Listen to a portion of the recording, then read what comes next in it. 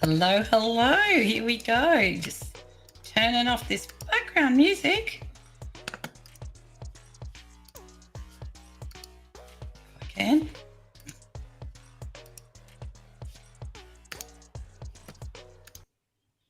Okay, there we go. Sorry, it's like technical glitches. My music didn't want to turn off. Welcome back. If you've been with us the entire time, good on you. Thank you so much. This is the final session, the final segment of the 24 hours of amazing marketing ideas live stream. I'm your host, Fiona Lucas. I'm coming to you from Geelong in Australia, and it's been an incredible 24 hours. So many incredible minds. And sounds like the music's trying to stay on, which is annoying. Sorry, one moment. I hit the wrong button. Hopefully you're hearing me fine. I'm honoured to bring you this last round of engaging discussions with our extraordinary authors from the most amazing marketing book ever.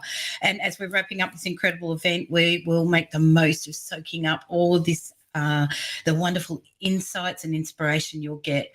Now, if you have just tuned in, we do have some incredible deals for you here. We have got this amazing hub. You can use your phone to scan this code, and that will give you access to all the replays and lots of other information. So highly encourage you to do that and make sure you don't miss a thing.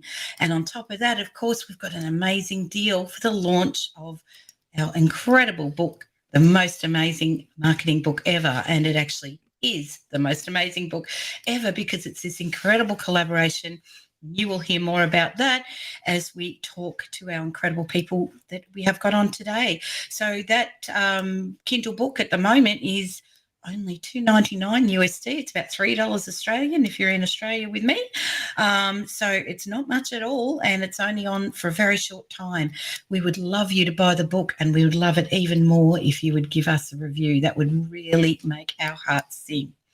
So with that, I'm just going to remove that again, and I'm going to let you know all about my first speaker for today. Now, for many of us, we don't even need an introduction because this is the most incredible man behind so many incredible books and the Rise community. So this person is Mark Schaefer. He is a keynote speaker, marketing strategy consultant, college educator. I think he's authored 10 or 11 books now, including, I do have them on my bookshelf over there, Known, Belonging to the Brand, They Make My Heart Sing, founder of Rise Community, the reason all of the authors here found each other and were able to do this. And Mark has written a chapter in this book as well on chapter 29, Personal Branding. So I'm just bringing Mark on now. Hi, Mark. How are you? Oh, I'm great. What an exciting day! And the book is amazing. One of the craziest accomplishments of my career. And who would have thought that the book would have happened? And then who would have thought we'd be able to have 36 authors narrate the book, and now have 36 authors get on a 24-hour live stream. What an accomplishment! It's beyond my belief, beyond expectations of how good it is. Incredible journey, especially as you mentioned, doing the audio is just to give that many people all create an audio book with all our different accents and our different nuances. I mean, I just love it. I just think it's an incredible thing that has been put together. We got a comment from the audio editor, and this is an editor I've used for years for all my books. She does Audible books for authors all over the world. And she wrote me this note, and she said, when you told me what you were doing, I thought this was crazy. I didn't think it could be done. And when the whole book was done, and what we're talking about, if you're just tuning in, is this the most amazing marketing book ever was created by the Rise community, a community of marketing geeks, and everybody wrote a chapter, and then they narrated the chapter based on their topic of expertise. And the audio editor said, not only did this turn out to be an amazing audio book, the content of the book is truly incredible. So she, and this is coming from a very experienced editor. She was blown away that we could accomplish this. And I think the audio, we've got the Kindle book available and the paperback book available. The audio book won't be available probably for about 2 weeks. But when you listen to this audio book, it's like Forrest Gump's box of chocolates. You never know what you're going to get. I love that. We've got people from 10 countries. We've got people, and then so you listen to the book, and you have someone from England, and then someone from Belgium, and then someone from Italy, and someone from America. Then you have Fiona from Australia, and it's really it just pulls you through the book. It's absolutely delightful. I'm really proud of it. Oh, absolutely. And it's just been so incredible to be part of it. But I really want to talk about your chapter. I mean, personal branding is totally your thing. And one of the things that I know there's a quote from you that personal branding is increasingly important in a noisy world. It may be the only thing to keep us ahead of AI. Could you elaborate a little bit more on that statement? Yeah, when ChatGPT came out, I was an early adopter, and I wrote a blog post, and I wrote words that I've never written before. I said, marketing has been changed forever today with ChatGPT. Even when the internet started, it took us a few years to kind of figure out how we were going to have some business applications for this. And so I interviewed a friend of mine. There's this famous tech analyst named Shelley Palmer. And he's blogged every day for the last 15 years. He's a very famous person here in America. He's on all the big TV shows. And he said, Mark, he said, when I tried this, I was absolutely terrified. He said, I asked it to write a blog post in the voice of Shelley Palmer. And I asked it to write a blog post about the challenges that Facebook was facing from a U.S. congressional investigation. He said, not only did it write it in a beautiful way, it did research to name the specific legislation that was under consideration. He said, that's research I would have had to do, and it created this amazing blog post. He said, I am 80% replaced. Wow. Now, what's the 20%? Yeah. The 20% is his personal brand. And that's what I mean. Going into this world where artificial intelligence is nipping at our heels of our skill sets, perhaps even our careers. There was a study that was released by Deloitte just last week, Fiona, that projects about 30% of the tasks being undertaken by sales and marketing will be replaced by AI. And of course, if you're kind of lower down on the ladder, it's probably going to be a greater percent. Yeah. So that's what I mean. And this is something I've been shouting from the rooftops for 6 or 7 years, that increasingly the personal brand is everything. It's not just your relevance. Yeah. It's just not you being successful in this era of AI, but increasingly the personal brand is the brand. Yeah. People don't, they don't believe your ads. They don't believe your marketing messaging and your PR. They want to know, who are the people at this company? How do they run this company? What do they stand for? How do they treat the environment? How do they treat the employees? And we may not see ads like we used to in this streaming economy. We may not believe ads like we used to, but we believe each other. Yeah. And so I think this point that Shelley made is very poignant, that that 20% that's going to keep him relevant is his personal brand, because he's known, he's beloved, there's the word, trusted. And in this world of misinformation, when we're not going to know where to turn to find the truth, the personal brand is the most important thing. Absolutely. And I love that you used the word known, because that was coming into my head then, that when we're talking about this, some people think that personal brand means you have to get out there for fandom reasons and like be a No, celebrity, and totally not. It's all, no, as you said, about being known for your quality and your heart. And yeah, even as you were speaking then, it was making me think, that 20% was making me think of, the Wizard of Oz and the Tin Man, and he didn't have a heart. Like AI is the mm, Tin Man, can do a whole lot of things, but doesn't have a heart. And we're the yeah, heart. right, yeah, and I think you're exactly right. I mean, and when I teach my classes and workshops, and in my book, I talk about really being known. It doesn't mean you're famous necessarily. It doesn't mean that you have to do dances on TikTok. I mean, everybody has a personal brand. Okay, we'll do it. That's the clip that Got to everyone's do going to that keep. that That thing. right there. That's the clip everyone's going to keep. Yeah. Um, but it's everybody has a personal brand. It's what people think about you based on their observations, that you're reliable, you're funny, you're creative, you're a leader.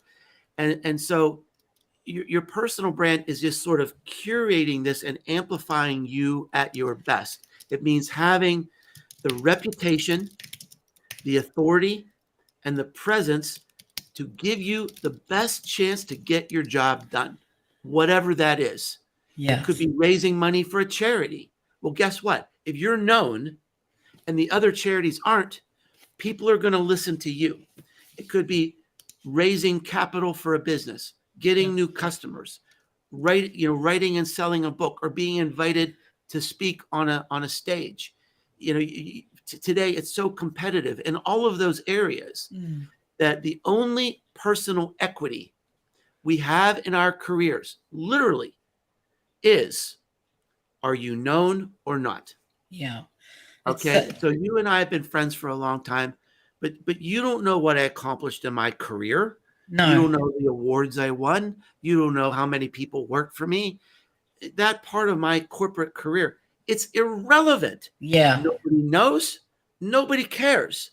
The only thing that makes me successful is I'm known.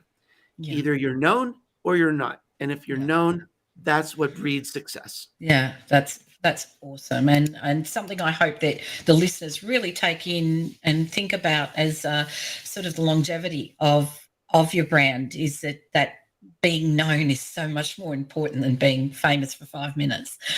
So how do you see marketing ideas and branding strategies then changing? Because it's such an evolving landscape at the moment. We tapped into AI briefly then, but it just seems like we've always said, it's like a moving carpet all the time, isn't it? So, where do you think, the branding strategies are going to head?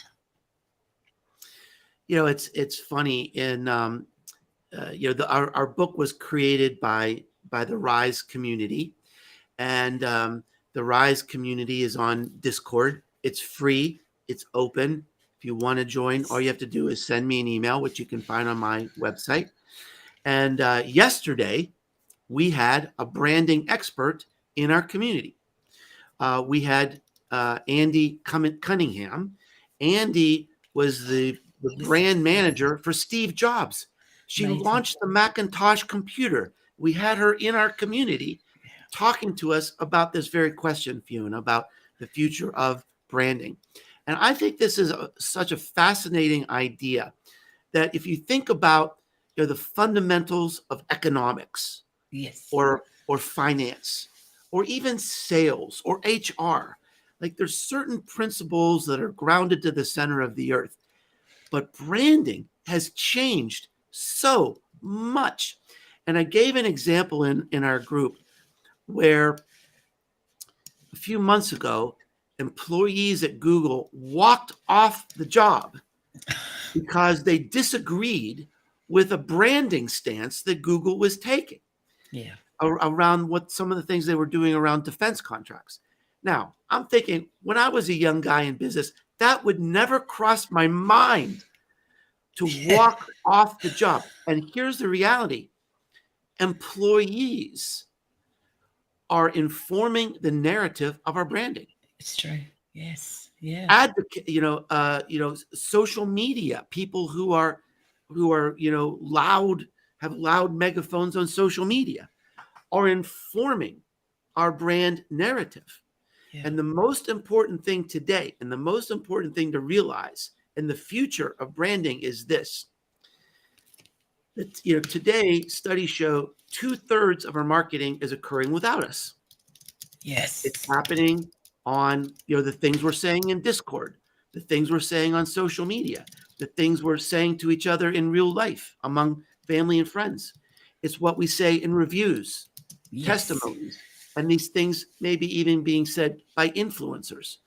So that is really the marketing mindset of the future. Is it doesn't really matter what we say, because today a brand message isn't what we tell you, is what people tell each other. So the marketing mindset today, the branding mindset for today, is how do we earn our way into that narrative? Yeah. How do we earn our way into that 2/3? Now, this 2/3, this is based off a study that was completed by McKinsey in 2019, before the pandemic. I think that number is even higher today. I could argue that by 2030, 90% of our sales, it's not going to come from our marketing. Right. It's going to come from what people are telling each other.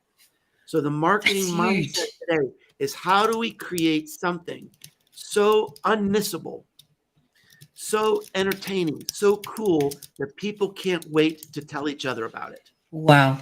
And that's incredible. And anyone listening, if you don't know Mark, he's incredible futurist as well. So if he's saying 90%, I believe it, right? So start making adjustments, because we really need to be ready for these changes that are coming so quickly.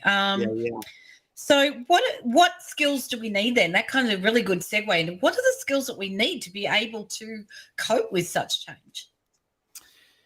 Well, I think there are a couple of things that come to mind. So one soft skill that I think is super important right now with marketers is empathy. To really get down on an intimate level with what's going on with our customers. And we used to think about psychographics and social profiles, and but we really need to get down into what are our customers, how are they suffering today, how are they changing.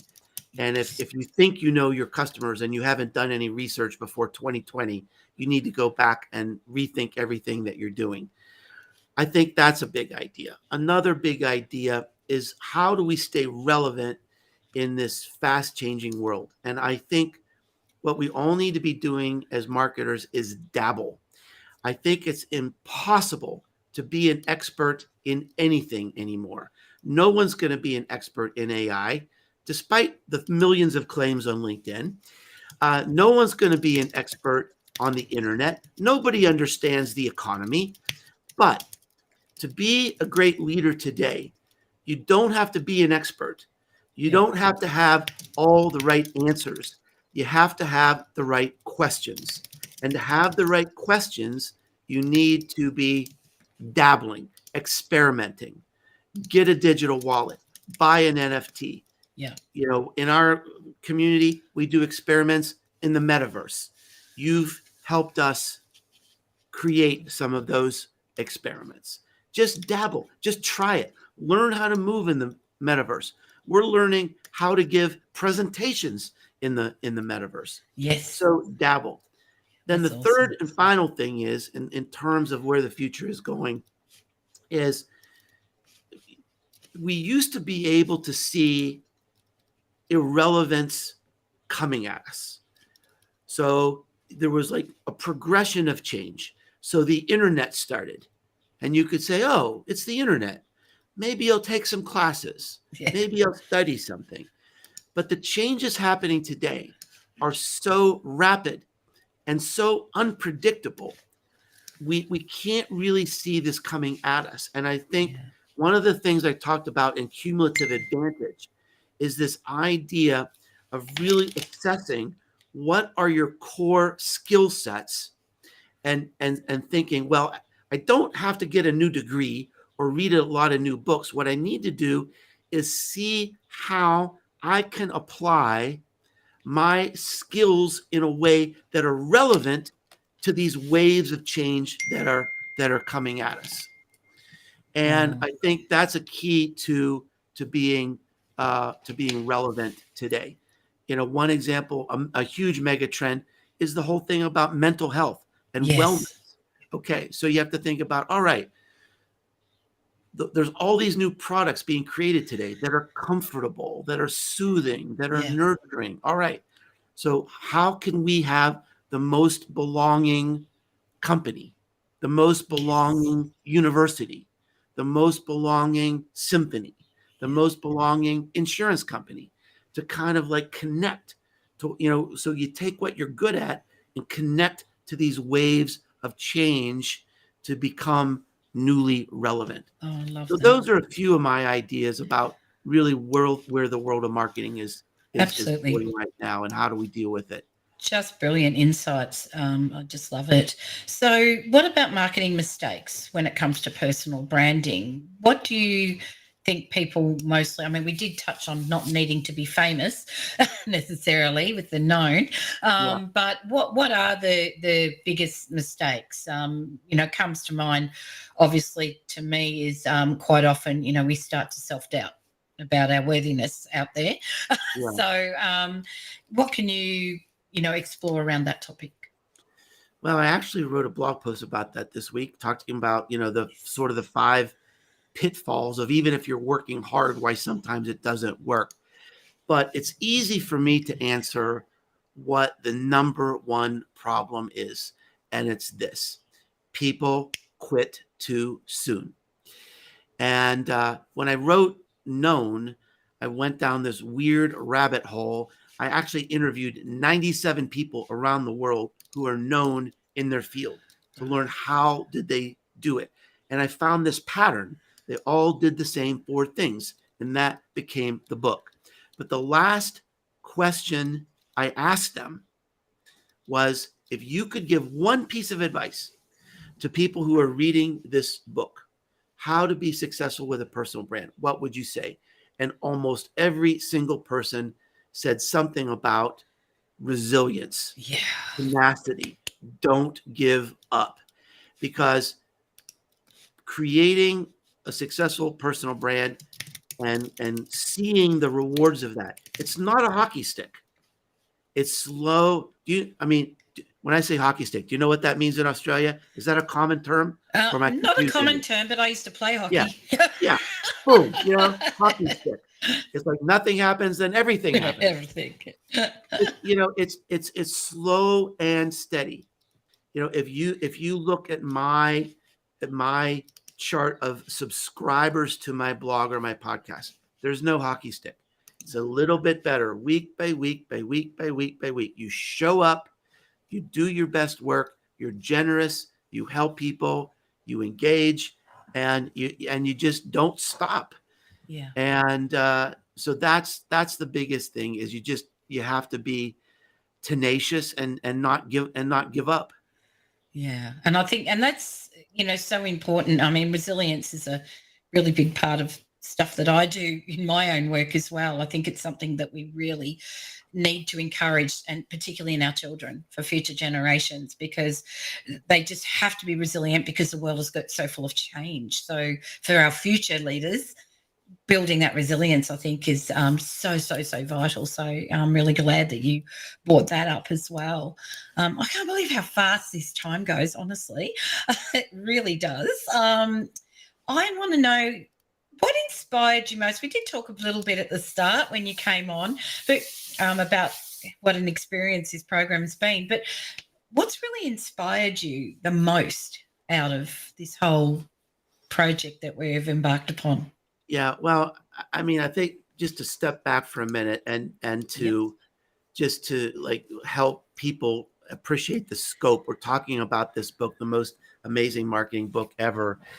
Is I sort of had a dream for a long time to see if there was a way to sponsor a book project where people who had a dream of writing a book someday, maybe they weren't in a place in their lives where they could really do that, but they could write a chapter. They could be a co-author of a book. Yes. And then we started to get some momentum in our community, and there's so many smart people from all around the world. And then our mutual friend Daniel Nessel said, have you ever thought maybe we could write a book? I said, funny you should ask that. I think we should do it. And so we laid it out there. I think it was, maybe 9 months ago, the project really started. We had people sign up, and it almost like the needs of the book kind of fit almost exactly the expertise in the community. And then we had people volunteer to edit. We had people, everybody wrote a different chapter. And then we had Frank Prendergast design the cover. And then we brought in professional editors. We had volunteer editors. We had professional editors, professional designers. So everything about the book is beautiful and bold. And it truly is one of the most amazing books you will ever see.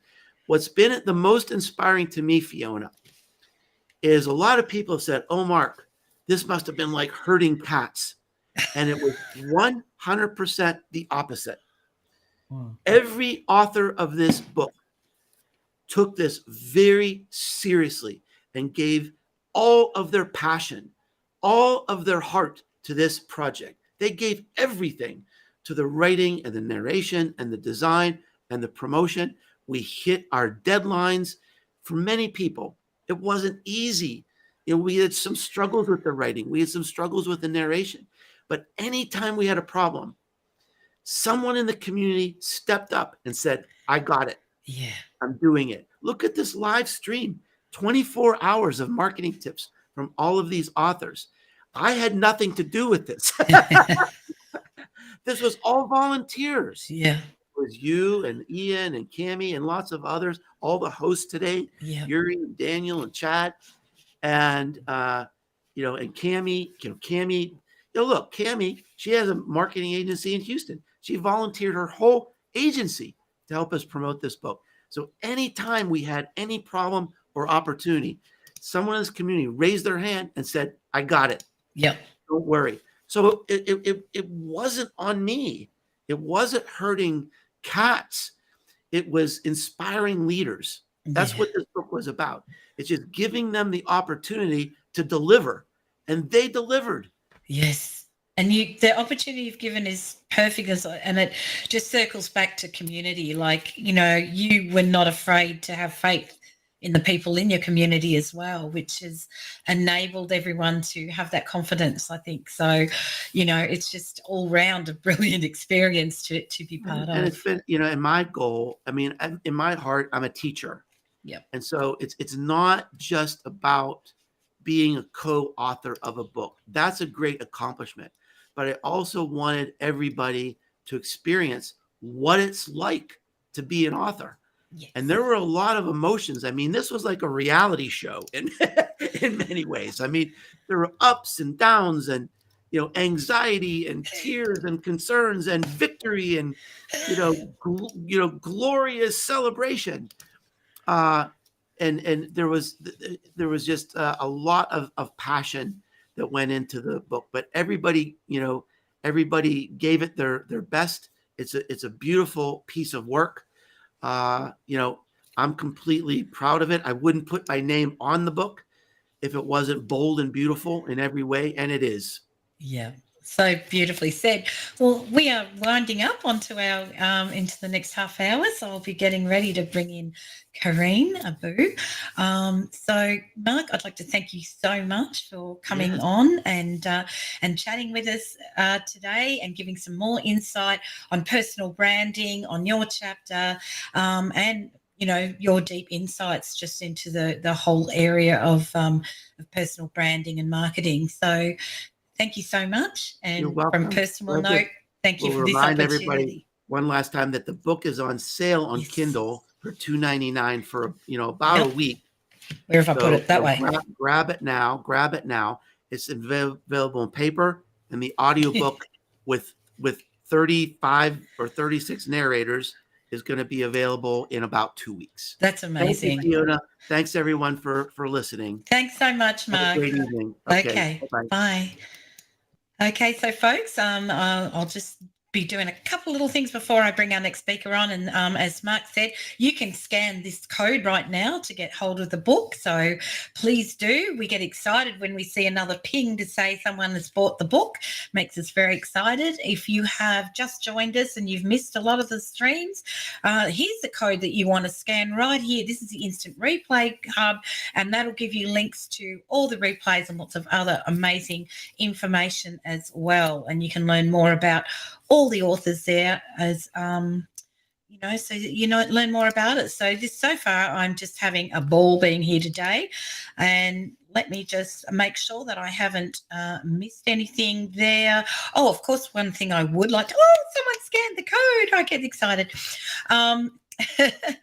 So I feel like I'm on one of those shows where you're bringing up the product to sell, but just also that what we would really love is we would absolutely love to have your reviews. That means a lot to all of the authors, so please do that.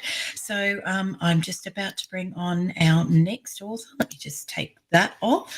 And I am going to let you know that who I'm bringing on now is Karina Boo. I hope I'm saying your surname correctly. She has written Chapter 8, The Content Marketing Strategy. She is a content marketing consultant and author, a former lawyer, entrepreneur, 13 years of experience in conceiving, launching and implementing B2B content projects and marketing strategies. And she's also the founder of the French Content Marketing Academy. So I'm just bringing her on right now. Ta-da! Here we are. Thanks for waiting so patiently in the background. Thank you, Tina. Thank you very much. Delight to have you on. I'm just very happy to be here. Okay, so let me just see. So content marketing, well, it's a big chapter really, because it's something that, it can... One of the things I often hear is that people still say, build it and they will come. But it's pretty far from the truth, really. So I guess my first question, to you is, what are the common marketing mistakes that you see around this area, and how can they be avoided? Because you need a reality check sometimes, I think, when it comes to content marketing. That's a great question. If I answer very spontaneously, I would say two opposite mistakes. Either entrepreneurs say, no content. I'm not a content person. I don't want to go into this. I don't know how much I know how much it's going to cost, but I have no idea of how much I'm going to get. So no, I don't want to do any content at all, but I want to be on TikTok or I want to be on social media. So that's where usually you start to laugh a little bit. The opposite, you have people who say, yeah, sure, content, like we have to be there. We have to be on TikTok. We want to start a YouTube channel. We want to do LinkedIn. We want to have a blog and then repurpose and then whatsoever. So it goes all over the place. And in both cases, it's not working well, obviously. But you have, I would say the biggest mistake, if I give it a more thoughts, sometimes would be to think too much before started something, right, or investing too much in tactics and not thinking, upstream, sometimes for much cheaper amount, of what is it we're going to do. What is the story we want to say? Where do we want to say it? Who are we talking to? All those questions, usually they skip this phase because they want to buy something actionable, something that they can measure with comments and shares and stuff like that. And they skip the most, according to me, the most critical phase, which is by what are you going to start? For which purpose? With which goal? How are you going to measure? How will you know that you reach out success. I would say that those are the three main mistakes that usually entrepreneurs are doing Yeah. when it comes to content marketing. It's going to be another story now that we're entering the AI era. Yes. But now we're all going to do mistakes anyway because it's a whole new world starting. So Absolutely. I think we're going to talk about this. I hope. Yeah, that's a perfect segue into my next question, which was marketing and the technology that it relies upon is constantly changing. We've always got something new. So, yeah, how do we work with that? How do we adapt our strategies to stay ahead? To what? To AI? Well, just a rapid change to all the time. The way the technology changes, the platforms move, yeah. That's a $1 million question. I love Yeah. this. Alors, that's a French word. Sorry, it's just get out. What I'm, brainstorming about. No, most seriously, I just heard what you asked Mark Schaefer also, asking him, what are the main, skills you need to get in this ever-changing world? And of course, I'm 100% agree with what Mark said, but I will also add like trying to manage anxiety and trying to stay young in your mind, and young / humble, because it's new. We're not 20 anymore.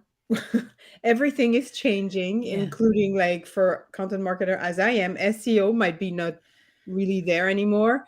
So we just have to learn and to review the entire, notebook and start from scratch almost.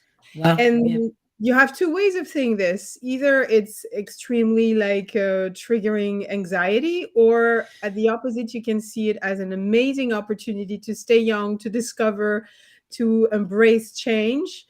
And of course, I do think that the main skill for that is, of course, not, as Mark said, not to try to be an expert in anything, because that's honestly absolutely undoable, but at least remain curious. Never consider that something is not for you.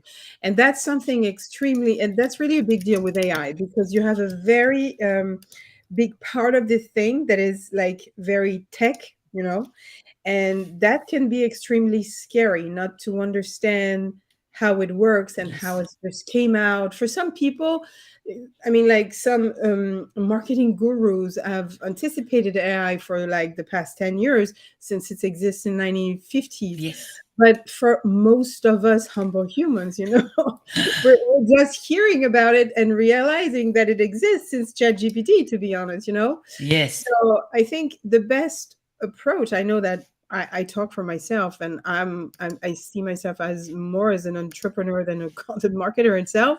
I truly say, okay, is this thing is big or not? Yes, it is. So should I get into it? Should I try to understand how it works? Should I like really try to, see how it will impact my job? In which part of it? Can it make it better, easier? Will I lose my job? All those types of questions. We don't need to be like Larry Page to understand and to ask those questions, and try simply to answer it by reading, being curious, and most of all, not saying this is not for me. I think that's a very big risk, and nobody should really say that.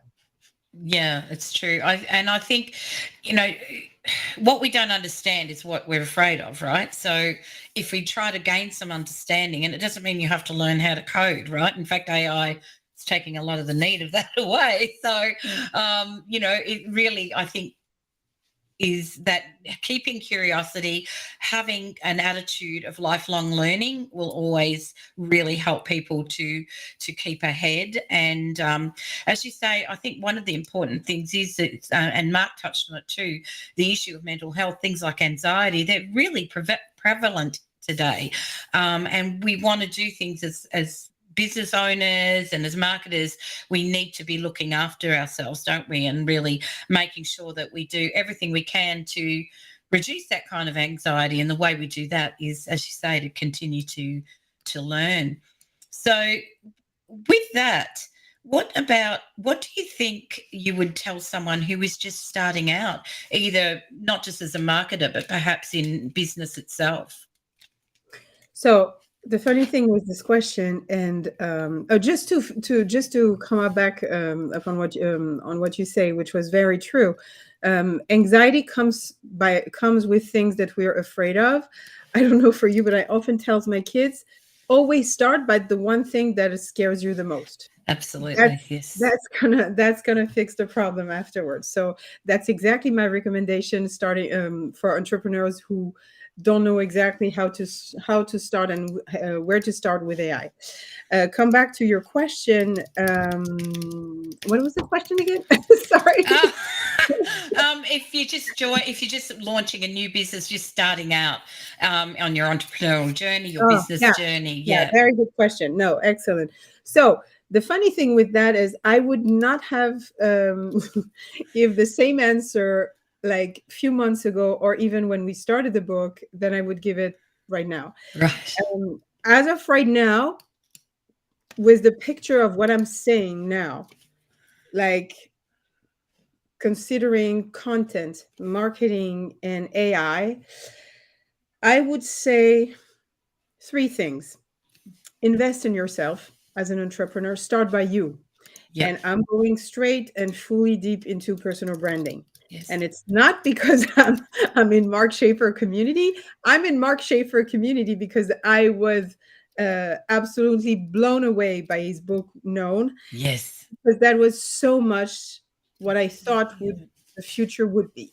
Yes. And I do think that even more now that there is AI, any marketing strategy should start by personal branding. I was already Yes. recommending that a few years ago to some of my B2B customers, and I was not always followed by them. But Yes. that I was know still that my feeling.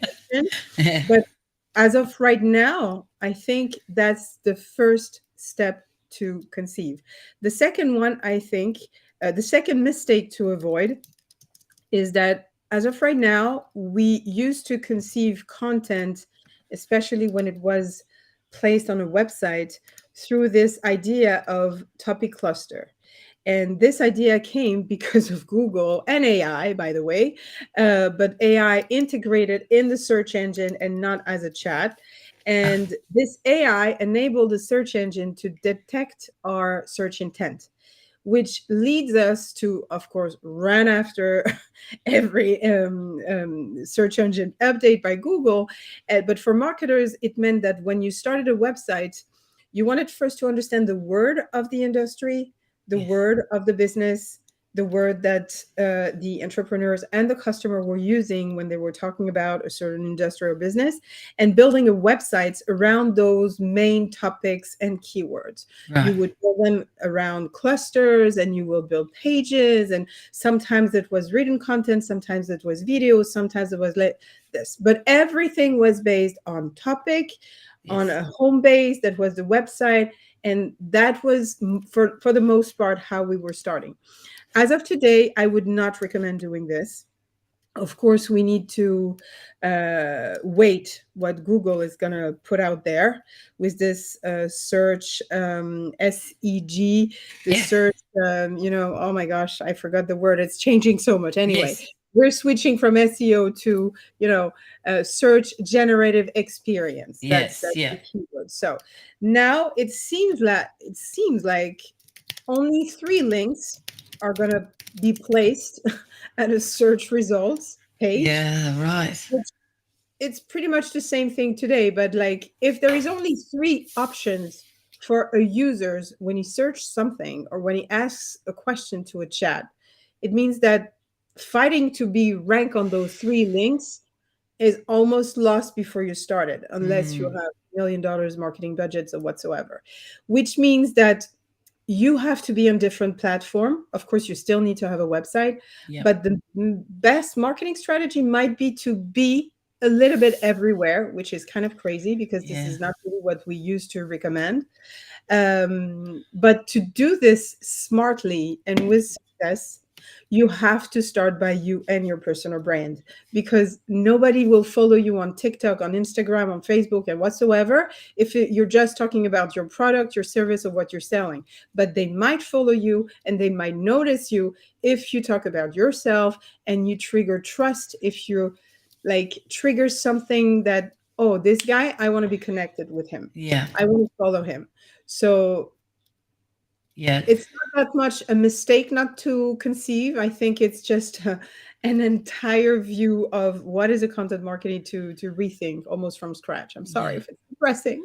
No, it's fine. And I think it's, as you said, and when it comes to the personal brand, putting it out there, people will connect with you if you do still have to give value in what you're doing. So rather than trying to say, hey, buy my stuff, it really is about saying, hey, I'm of service to you. I want to give you as much value. I've got something to share I think will help you. They'll come across that, and if it's relatable to them, it keeps them engaged, doesn't it? It keeps them really interested then. And it is hard, because I think everyone thinks, oh, you've got to go onto TikTok and sing a song or something like that, or sure, you can have fun with it, but I think the end thing, everyone's doing that. So what again will stand out for you is that personal brand of you, what you're actually giving to people and how you're helping them as well. 100%. So we always like to ask this question of everybody. What did inspire you to be part of this project? So many things, but thank you for asking, because that's the emotional part of this interview. Yes. I love this. No, the first thing was that I've never been very good to follow people, but I followed Mark because of his idea that I was sharing deeply. Yes. His humility in his book. So I read one, and then I read a second one, and then I read a third one. And what I thought was amazing was that man, and I'm not comparing with any other marketers, but it was like what you saw outside was the same as what you saw inside, yes. Which means he looked very reachable in his book, and he actually was on his website. So yes. I just basically started by reach out to him once. And that was honestly the 1 hour that changed a lot of things in my life. The best $200 I invested. I have to say that. And from there, that's the magic of, and that's what we were talking about personal branding. Once you truly adhere to someone's ideas and value, what happened is that you trust him. Yes. So when the guy tells you, hey, I'm starting this Web3 community, do you want to try Token? I didn't even know what it was. And honestly, I was not so interested into that. But because Mark said, oh, yeah, that's new. That was hype, that was like trendy. So I said, yeah, I have to try this. Why not? So I tried. And then from one thing led to another, I felt onto Discord. And my husband would tell you that I'm not very like adventurous, I don't like to try many things. And it's hard for me. But because I trusted him, I just followed him on what he did. And I was, I think, one of the earliest to follow, very, very early. Yes. And as for the book itself, I'm like, I used to be a lawyer and I have a PhD, which means that I spent 3.5 years of my life commenting 5 lines of the secret codes in France and writing 376 pages about it. So I like to write. That's something I like to do. I love to do. And I love research. So when he said, let's do a book, I said, oh my gosh, that's exactly what I want to do. Yay. I jumped on the project. I was one of the first, I think, to pick this chapter. I almost begged him to give me the content marketing strategy. And here we are. This is unbelievable when you think of it. This is just crazy. And by the way, small marketing lesson here. Everything started by trust.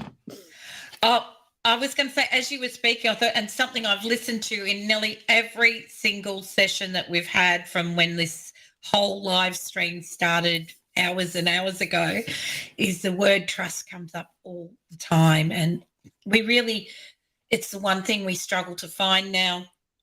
Trust. In a world that's so saturated with misinformation and even with deep fakes and things coming up, it's going to even challenge us further. So that's where, like, you know, I'm about community, because I think we need to keep engaging with who we know is to be real. That said, I made a video of myself the other day and turned myself into a robot. That was a lot of fun. But so, you know, you can have fun with it, but I think the important thing is that, to build that trust, you've got to take all these different values that people have been talking about the whole time, and that is that authenticity that you've talked about. When you've met Mark and you find him, he is humble, he is somebody who truly speaks. And I remember that was what drew me to him in the first place. Would be, I went to Social Media Marketing World in 2013. It was the first one. I think it was 2013, 14. I'm pretty sure it's 13. And he was like the keynote speaker. And I just went, oh, who is this person? He's like singing my language. You know, it was just, Exactly he was right. about humans. He was about authenticity without that being a throwaway word that it tends to be a bit now. He just naturally spoke in such a way that it just, you know, made you totally have faith and trust. So absolutely amazing. So Daniel's just put a little comment. I'm just going to drop that up there. See, trusted sense makers. There you go. Not about influence, but about trust. And I think it's so true. That is such an important thing to do. So our time's starting to wind up. So what I did want to do is make sure, would you like to just recap for us a little bit about what your chapter covers, so that people, when they buy the book, and I'm going to put the little code up there and let people know right now that if you get the Kindle book at the moment, it's only $2.99 USD. If you're in Australia like me, it's around $3.10 or something like that. And that's for about another week. So grab that book. We'd love you to. And don't forget, give us a review, because it's such an achievable book to get through. And I say that because every chapter has been built on a structure of 10 actionable points that you can take on whatever area of marketing that you're listening to. So with that, let's go into Kareem's chapter. Okay, so my chapter was about, so the brief was share 10 ideas. Yes. And my challenge for this chapter was that I will, of course, I was not pretending to reinvent the wheel, you know, like, tell me something new about content marketing. No, I won't, because that's not doable.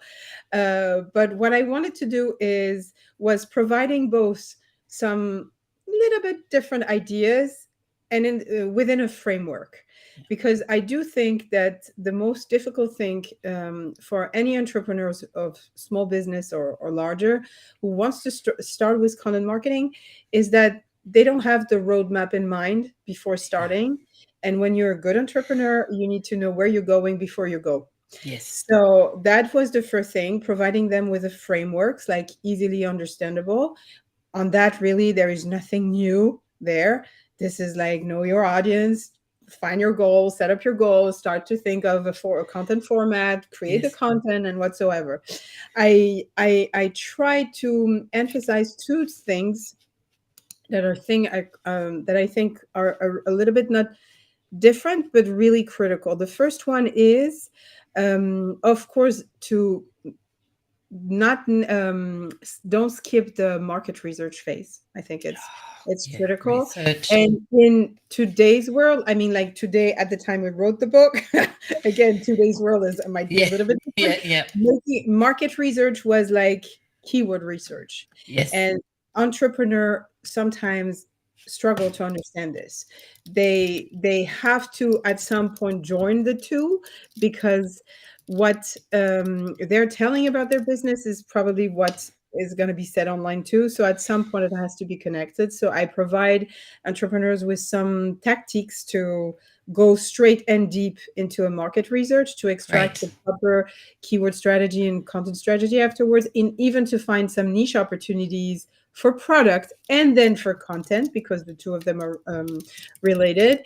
And the second idea I think is a little bit like kind of innovative, sorry. Yes. Is really to integrate personal branding in a content marketing strategy.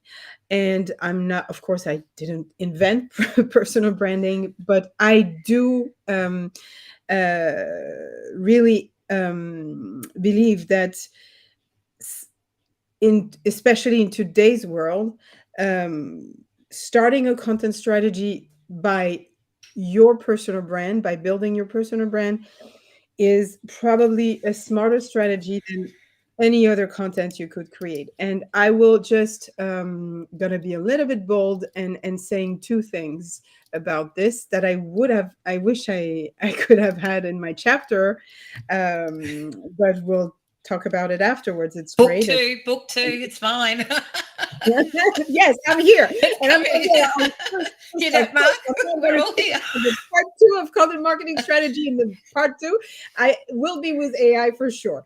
So I have two things I want to say in terms of content marketing strategy. As if I would recommend two things to do today.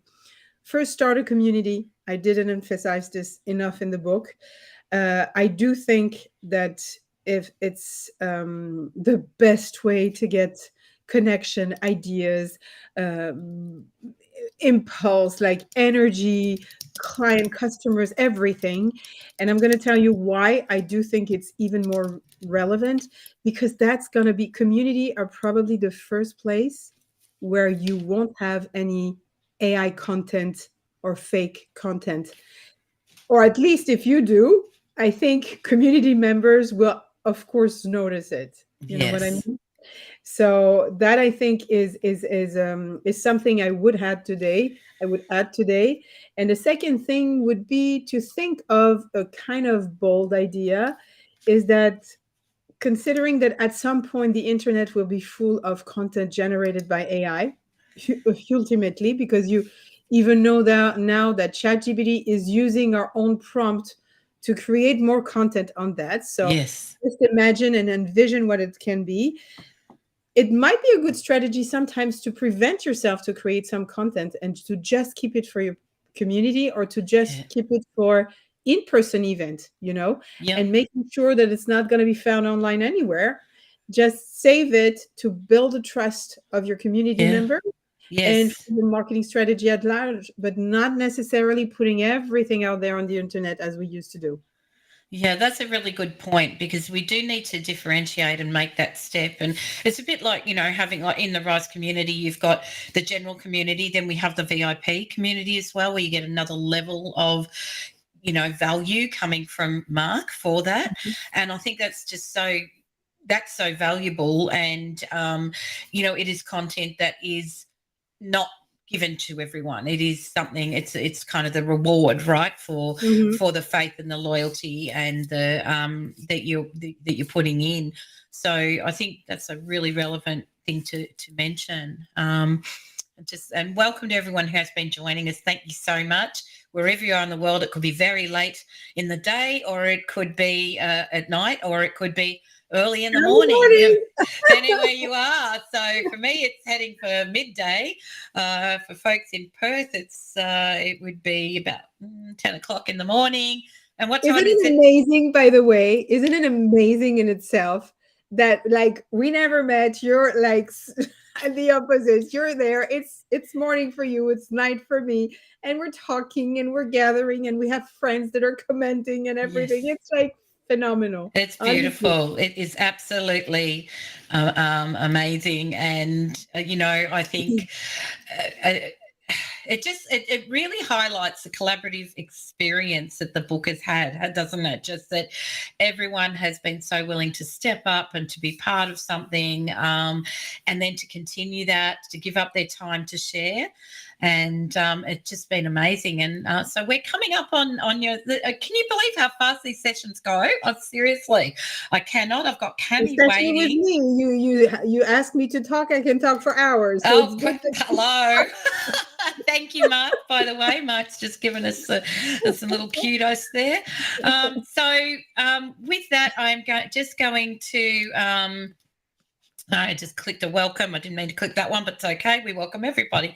I'm just going to bring up again the Kindle book here. If you haven't got the book yet, please do scan the code and grab that book now. During this week, the Kindle is only $2.99 USD, around $3 Australian, and not sure what it is in euros, something similar, probably three-ish. Yep.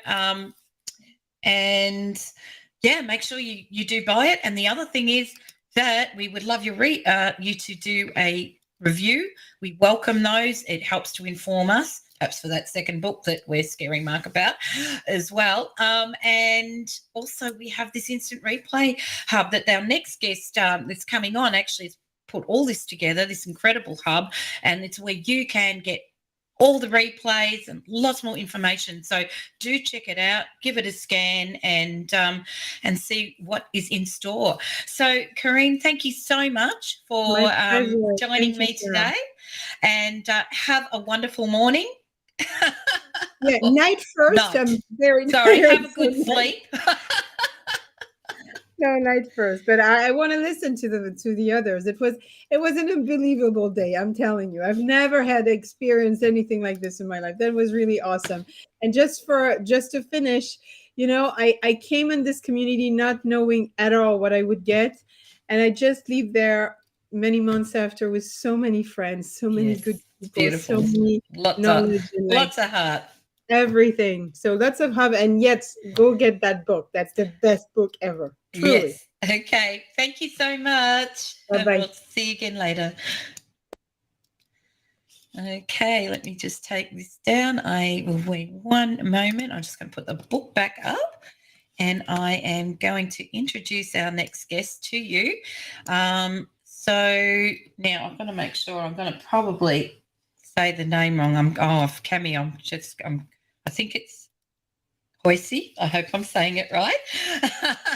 Cami Hoysie has written chapter 14, How to Build a Future-Proof Social Media Strategy. She's a social media strategist, speaker, community builder, coach, and author.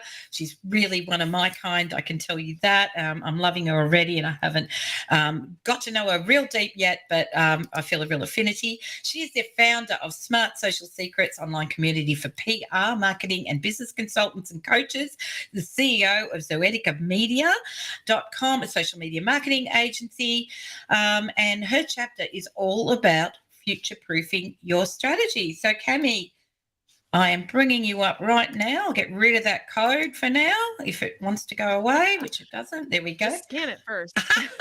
Yes, scan it first. Welcome. You have had an incredible journey. If you don't know yet, because you haven't tuned in on, Cami has been fundamental in getting this entire thing together. I've been part of the team. She's been amazing to work with, and the whole reason that we have this event. Oh, someone scanned the code. Yay! I know. I saw it. We love that when you scan the code. I mean, you just scan it. Yeah, just makes us happy. Scan it. It brings joy. It brings joy. Joy. So absolute joy. Let's get right into this. I'm a strategist myself. I believe in the power of flexible planning. We really need to be very nimble these days. So my first question to you would be, how do you adapt your marketing strategies to stay ahead in such a rapidly changing landscape? I am so glad you asked that question. I took this chapter because it is probably one of the hardest things right now. Social media strategy changes like basically every week.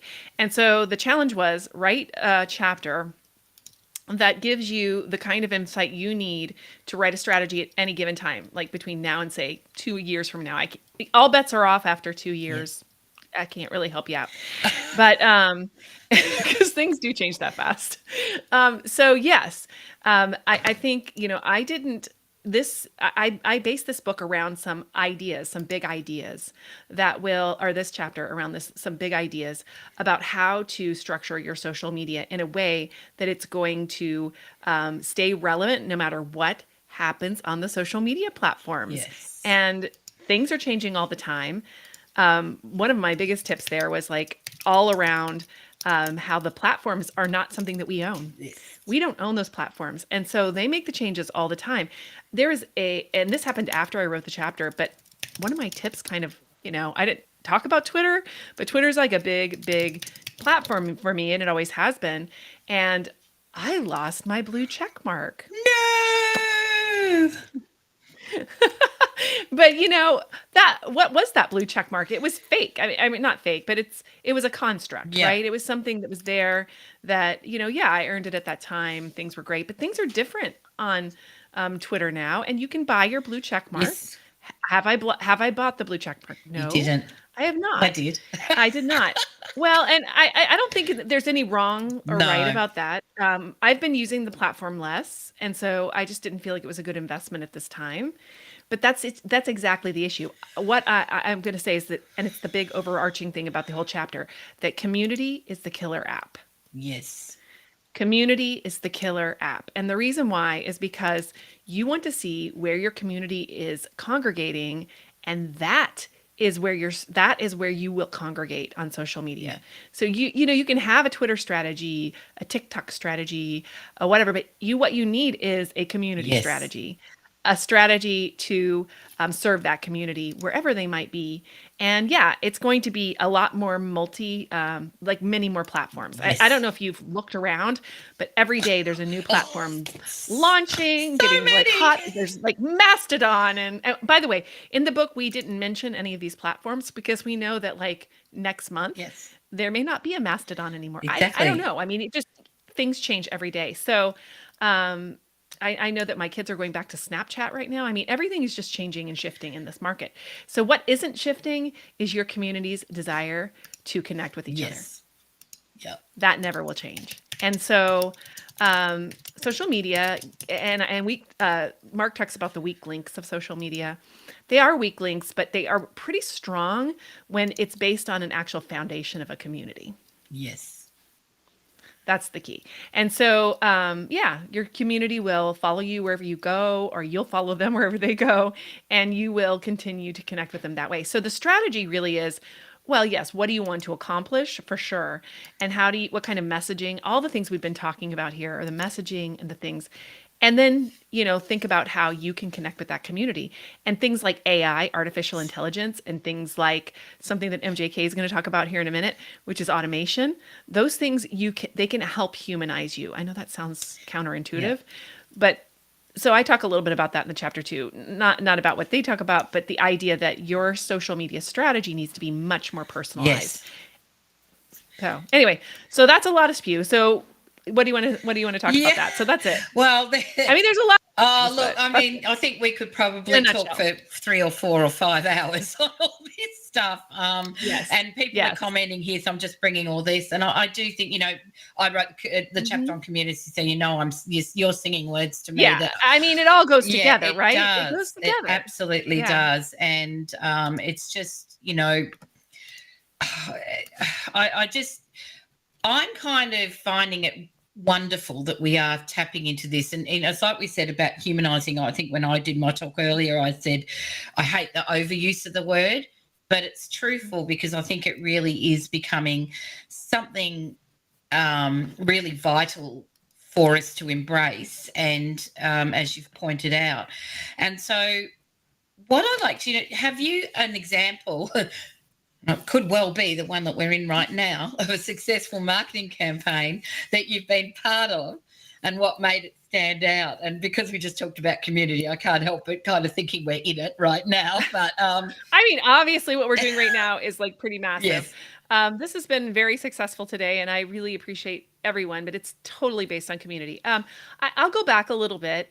When Google wanted to launch its Google for Nonprofit platform, they reached out to us to create a campaign around that for the nonprofit community.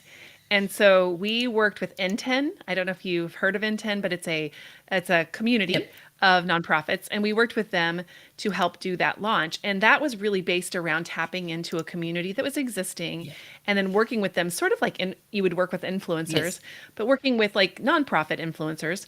So thinking about social media in that way, it's very much an influence platform. Social media is, people have pockets of trust, I guess. We've been talking about trust. Yes. They have pockets of trust on different platforms. And and really they just have pockets of trust. They have communities, they have micro communities or even big ones. So we like to work with, when I work with influencers, I like to work with what I call the magic middle of influencers, Okay. which are those people, the millions and millions of followers. Most small business owners and people like that will never work with them because they don't have that kind of money. They don't have that kind of influence. So I like to work with smaller influencers that have like strong communities, Yes. Yeah. because then you can tap into that trust marker with them. So, they trust you and then they share you with their community. And that really works very well on social media. So thinking of it, everything is consensual, little concentric circles Yes. and the spokes between them. That's why I say that community is the killer app, Yes. because your app, your Twitter app, your TikTok app, all of these things will and do change. I've been doing this for over 15 years now, social media and communication for longer. I don't want to tell you how Yeah, long, yeah. much longer. PR, public Yes. relations for much longer.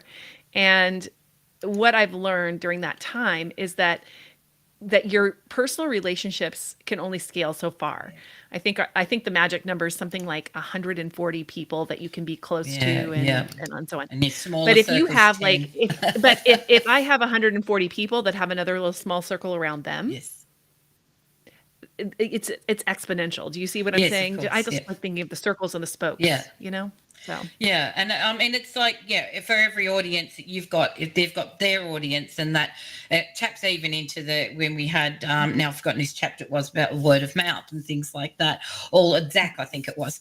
Zach, oh yeah, Zach. Yeah, Zach. so I think all those things tie in together, don't they? And Mhm. this is why this is the most amazing marketing book ever, because we literally have tapped into everything, and all together it becomes the perfect plan for everybody. Yeah, that's why messages don't work on social media, by the way, because they do to a certain extent as far as people trust you. But if I put out a message, I have a small community around me that are willing to take that message and digest it and maybe act on Yeah. it. And then it kind of stops there, right? It's Yes. sort of like it's limited. But like if you have like bigger not messages but connections, do you know what I'm Yes. saying, where you are pulling a community together around a idea.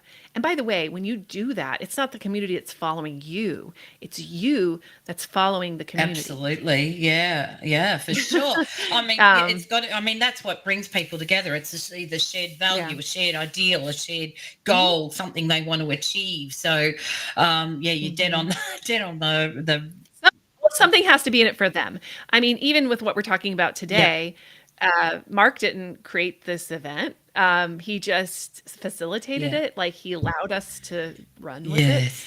it. He asked a couple of pointed questions here and there, like, "Are you actually getting anything out about this anytime soon?" I don't know, just things like that. Thanks, Mark.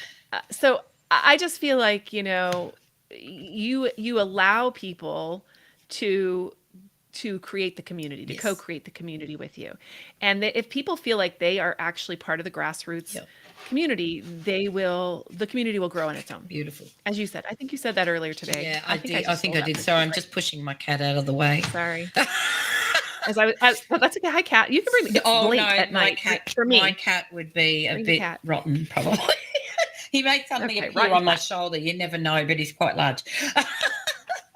I told you that we were herding cats around Yeah, here. that's right. Oh, That's right. By the way, that was what I said. Okay. That we were herding cats. So right. what I wanted, there was a couple of notes I had after I read your chapter 2 here. Sure. One of the things I wrote, and it made me think of, because we've often said, it used to be whether, content was the king and stuff, but you said culture is the new king. Can you explore that statement a bit, please? Yeah, thank you. I love this. So one of the things I believe is really important is we have to think of ourselves as a little bit like anthropologists. Yep. Like we're coming into a community, an environment, an atmosphere, and we can't just come in and say, hey, look at me and we're going to do this. What you need to come in and do is understand the culture there. Yes. Understand why people are motivated inside of like something like a Discord channel or a Twitter channel or a community, hashtag community around a specific topic. teens are really good at this. Like, you know, I was looking at my son. He's on Twitter sometimes, and he's part of this. He goes into the Swiftie community, and they all have like a shared Yeah. language. They have a shared way of looking at things. I mean, Taylor Swift, by the way, for those Yes. of you who are not indoctrinated into the Taylor Swift community. But I was at the Taylor Swift concert with my kids, and what was interesting about that concert is every single word was sung by the I audience. saw that a friend was there too, and she sent a Mhm. video. It was insane. I loved it. And I did too. And I was in it, like I was in amongst it. And Taylor Swift would say, "And I see you guys have done your homework. Oh, You've come prepared." You've come prepared. And so she actually rewarded people emotionally yes. for their work, Yeah, you she's know, because they've acknowledging them. listened to hours and hours and hours of that music to memorize it at that level. I mean, I think my children didn't have voices for like another week afterwards. And so I'm just telling you that that is the kind of thing, if you can inspire it. And Mark's done a great job of that in Rise. Yes. Again, we put on this crazy 20. Yeah. Thank you. And I just thank everybody for coming along the Oh, ride with me on absolutely. this idea. I could not have done this by myself. Oh, I'm really good at the ideas. Let's just get, Oh, yeah, we yeah. got to get this thing out there. So I think thank we're a you, little bit Fiona. You peas did a in lot the of that. pod. I think I can't wait to meet you in real Mhm. life, because, yeah, I'm like that. Ideas, ideas, ideas. But the best part is that Mhm. it's actually all come to life, and, Yeah, we're really great. working with it. So, and So that's the culture. yeah, The culture is that you need to be an anthropologist. And what an anthropologist does is they go into an environment and they study first. And yes. then they they make, notes and figure out how it works. That's how it goes. I'm You need to study first. So anthro. that's the strategy. I hope I've spelt this right, because I'm just putting that up as a quote. Anthropology. Let's see. Anthropology. Oh, I wrote Anthropology. Yeah, gist. Okay, why? I knew it didn't look right. anthropology. Oh no, I said be an Or you could be an anthropologist. Yeah, anthropologist. that's what I That's had. good. So was Yeah. that right? You know how you second guess yourself after That's you great. write a word sometimes, and I don't have I Well, should have had Chad here telling me, "Oh, you spelled it wrong." See, humans, people still make mistakes. yes. Well, I've been awake since 5 a.m. this morning when this started. So I'm starting to like, Yeah, it's like I'm a little bit 9 same. o'clock, but I'm here. I'm here to the end. I'm in here to It the end. started 8 p.m. for me the day before. So You slept in the middle. I had You slept in the middle of yeah, this. but I'd had a full day up to 8 o'clock. Remember? I- Yeah, I've had I 3 I hours. do remember. Yeah. Okay. It's all good, and I We're little love it. I slap don't happy need it. people. Who would not want to Sorry. be part of this? So this is actually a good segue into, I think, talking a little bit about AI and how AI fits right into, Yes. this future proofing. Yeah. So here's the thing. There is such a fear of AI and how it will ruin your job and it will take away everything from you. And there's a lot of fear around that. And rightfully so, because it will. Sorry. It will take away your job. But guess what? It was the Oops. most boring and laborious, terrible parts of your Yes, job. exactly. So, like, why are you crying about No, it? exactly. Why are you crying about it? Okay, sorry. I'm getting late here. I'm slap happy. But the truth is that we need to figure out, like in the social media side of things, especially, the personalization part of this is so important. How do we make people feel seen and heard at scale? I don't know how else to do it except for with AI. Yeah. That's going to be great. But you can't just set it, forget it, go on vacation, and hope that it actually, convinces somebody. Yeah. You have to be the mastermind behind it. See, I'm doing Taylor Swift, the mastermind. That's a good song from Taylor. But you have to be the mastermind behind it. You have to learn how to wield it. I was listening to Mark talking about his friend who asked AI some questions, Yes. but the pointed questions he asked, can you write this in this style with this Yes. voice and that person? You have to be sophisticated in how you put the information in. AI is like a toddler. Yes. It needs guidelines, it needs guardrails, it needs you to tell it. And one of my employees, Tracy, said something the other day. She was at the Mom 2.0 conference in Arizona recently, and my friends run that conference. And so she was one of the keynotes, and I can't remember who it was because she didn't she told, it's third party here, but what she got out of it was this, that the AI needs to be fed good stuff in order to be, spit out good stuff. Yes. And by the way, positivity needs to be put into the AI so it learns positivity. We think it's going to be this horrible, mean, terrible thing. And if all you do is put horrible, mean, terrible things in it, it will become that, Yeah. just like a toddler. What do you think, So why though, don't we just before you go put in past that, just I positive wanted to things? grab you on that. Sure. 'Cause, one of the Mhm. things I have heard, though, is that if it's grabbing, because it grabs a lot of information from the web in its original data learning, Mhm.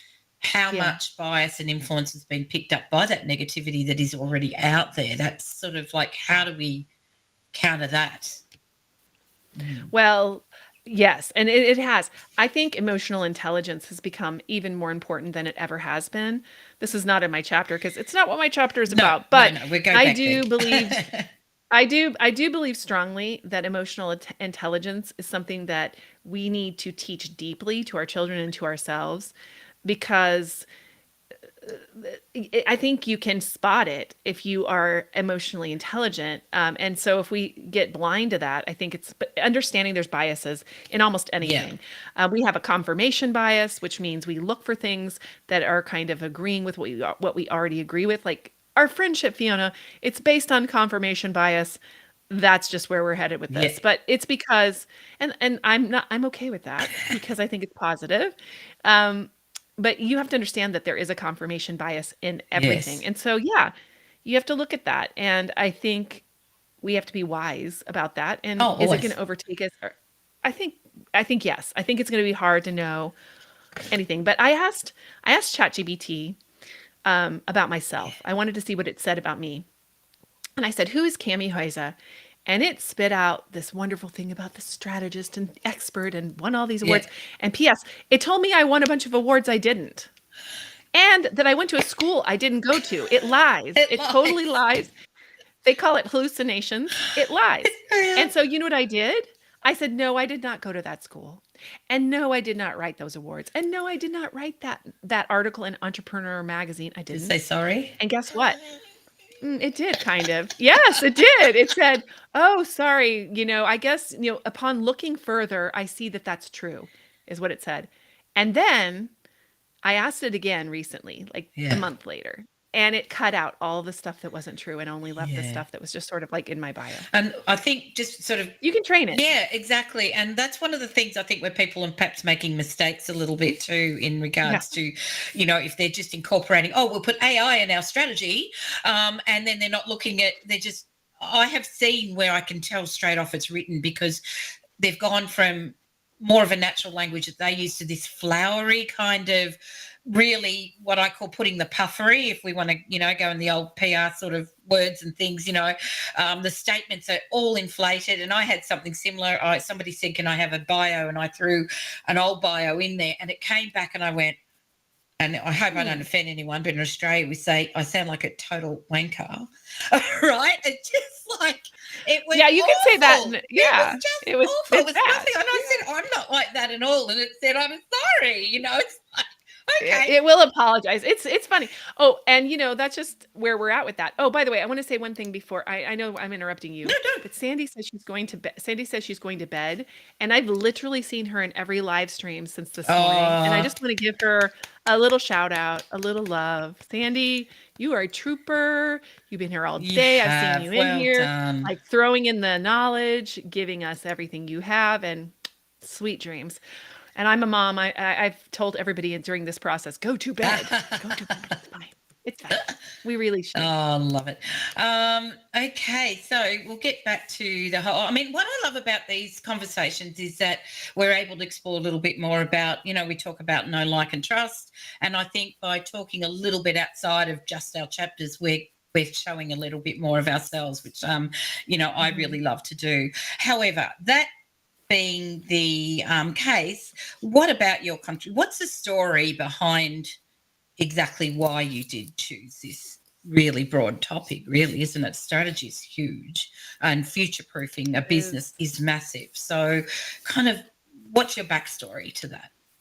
Yeah, thanks for asking that question. I really wanted to do this chapter for a couple of reasons. Number one, I've been working in social media, doing social media strategy and working in social media for over 15 years now. And the social media strategist job was 15 years old, I think last year sometime. So I've been in this job since the beginning, like since it became a thing. Yeah. And I just feel like I have a lot of experience. I've done a lot of things. I've worked for a lot of brands, big ones and small ones. And I feel like that I had sort of a understanding about that. So I really wanted to take this particular one on because I just wanted it to be something that talked about how important it was that your strategy is based on the people that you are trying to reach. Yes. And that it's not just about trying to get the things you want to get, trying to get the outcome you want to get. You can get outcomes doing this. P.S. We are in top trending on the books on Kindle right now. So this strategy works. Yes. No lies about that. Yeah. Okay, can I just say that? Globally. Because I'm really excited about that. By the way, I got no love in my family tonight when I told them that. Oh, They're like, oh, whatever. yeah, Mom. yeah. I was a bit like So- that. I was sending texts going, "Hey, we're training," and yeah. Yeah. Okay. Okay. I said, how about congratulations, Mom? Yes. Anyway, I just said, anyway, it's really important that you do get results from your strategies, from your social media strategies. And this is a huge social media strategy because we are live streaming on multiple platforms, which, by the way, is one of the tips in the book and I think we said that in the last session too. Karine Abu said something about being everywhere, and multi-channel solutions are really important. And guess what? This made it really easy to be multi-channel. Yes. Like Very. we could easily, with automation, be multi-channel with this kind of a strategy, which was why I picked it. Also, I love video. I love live streaming. Yeah. I've been we've doing it streamed for this particular years. 25 different channels Yeah. we've got on this particular one. So it's going out everywhere. So people that if they miss it, I don't know, they must have been asleep. Yeah. Well, they might be asleep right now. Well, honestly. here they're eating lunch. Or whatever. Yes. Funny. So- Yeah, so I'm just going to pop up that code again too. You've made these amazing things. So this one is for the Instant Replay Hub. And since I've got Cami here who made it, would you like to do the spiel on the hub? Yeah, sure. I made the hub. So this is the landing page. If you got an email from us, you've already been here, but it's changed a lot in the last 24 hours. We continually change it. Right now, it actually even has this video streaming on it, which is pretty cool. It also has a link to the book where you can buy it. We're using actually the other QR code link. We're using a link from there. It's the one that if you click on it in most countries, it'll take you to the right book site, except for in Australia for some weird It was reason. doing something weird. That's anyway, okay. That's fine. That's okay. We'll figure it I out. still got it. And so yeah. So yeah, we want you to buy the book. You can also get this on the hub, but the hub is really meant to be a place for you to get all the information you need about the book and about what we have coming up. I will, if you also put your email address in it within the week or so, I'm going to be sending out a searchable hub website where you can see all of the streams that we've done all day today and search them by keywords, names, Love it. so on. So if you're looking for something about Facebook, you can put it in there. If you're looking about strategy, every time we mention the word strategy, it'll pull up exactly in the video where we talked about strategy amongst all 6 videos. So it's a really powerful hub, and it's yours for free if you put in your email address. And we're just going to send you a couple more emails about the book. We want you to buy it. We want to interact with you. We have a few more surprises coming up, including, MJK has something really cool coming up that we're going to be sharing with you in a couple of weeks. She's coming up And then next. we're going to and then we're going to do a behind the book series, which is all about how we put this together. I'm going to interview everybody who has been a part of this about their part. And yeah, so there's just a lot of cool stuff coming up, and I don't want you to miss any of it. So yeah. I sign love up. it. I love it. See, it just doesn't time fly when you're having fun. That's for sure. We've only got a couple of minutes. So my last question to you was, what has been the most significant learning experience in regards to strategy for you? You mean Well, in regards like to social this media particular, strategy, or in this? well, in regards to future-proofing your business, you know, like the Oh, actual topic of yeah. your book. What would you say you've learnt the most? Is there something that you can have, like one last quote, one last big statement that we can share out? Big statement. Yeah, like a quote. Oh gosh. So way back when I moved to Houston, I started the social media breakfast of Yes. Houston because I moved here, knew no one, and I had no connections. And so, one of the things I would say is that if you're not getting the traction that you want, you feeling alone and isolated, you start it. Yeah. You do it. Yeah. You start it. You start what needs to be done. So if you see a hole in the marketplace or in the social media sphere, I mean, social media is just part of it. It supports it. If you see something that needs to be filled, you fill it. Yeah. And it will attract people to you. And 100% will. So I guess that's the biggest thing about your strategy. Look for the place where your interests, the interests of the communities align and overlap, and then look for the sweet spot in the middle of that and build something there. Beautiful. And that will always work. Love it. Well, Cami, that rounds us beautifully up onto this session. So I thank you so much for joining me today. It's been a brilliant experience, and Yeah, it's amazing. really enjoyed chatting to you. Have a wonderful evening. I think it's evening. It is evening yes. for me. And Yes. and I look forward to chatting with you again soon, and seeing you in the community and seeing you in real life. Yes, ma'am. Okay, we'll talk to you soon, and I'm gonna go down in the audience, and I'm here for the rest of it. Beautiful. Thank you so much. I'll see you later. Bye. Okay, folks, I am just going to have a very brief little break before I break on our next person. So I'll be with you in one moment.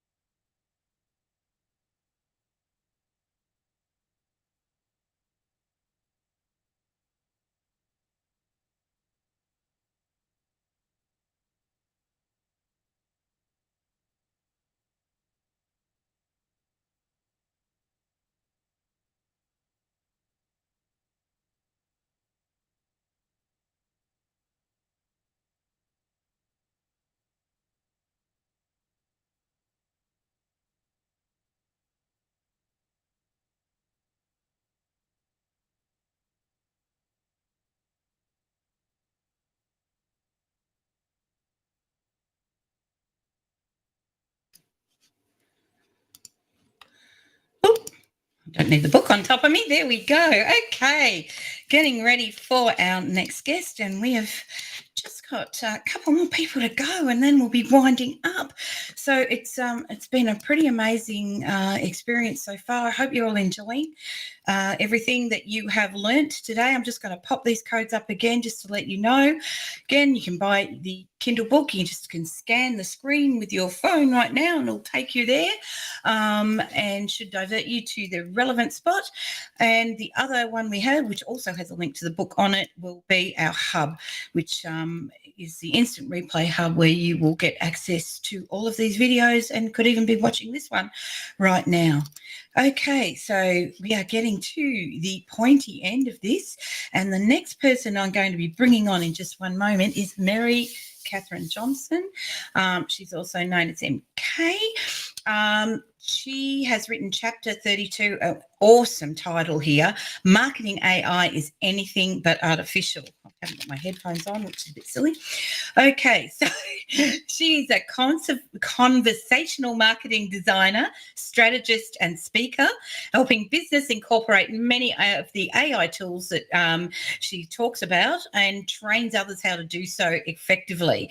And I say to you, as I'm bringing you on here we come. You are in one of the most fascinating and fast growth innovations in marketing ever in history. I mean, it's incredible and it's scary but I love that your title of the chapter puts such a great spin on it, saying it's anything but artificial.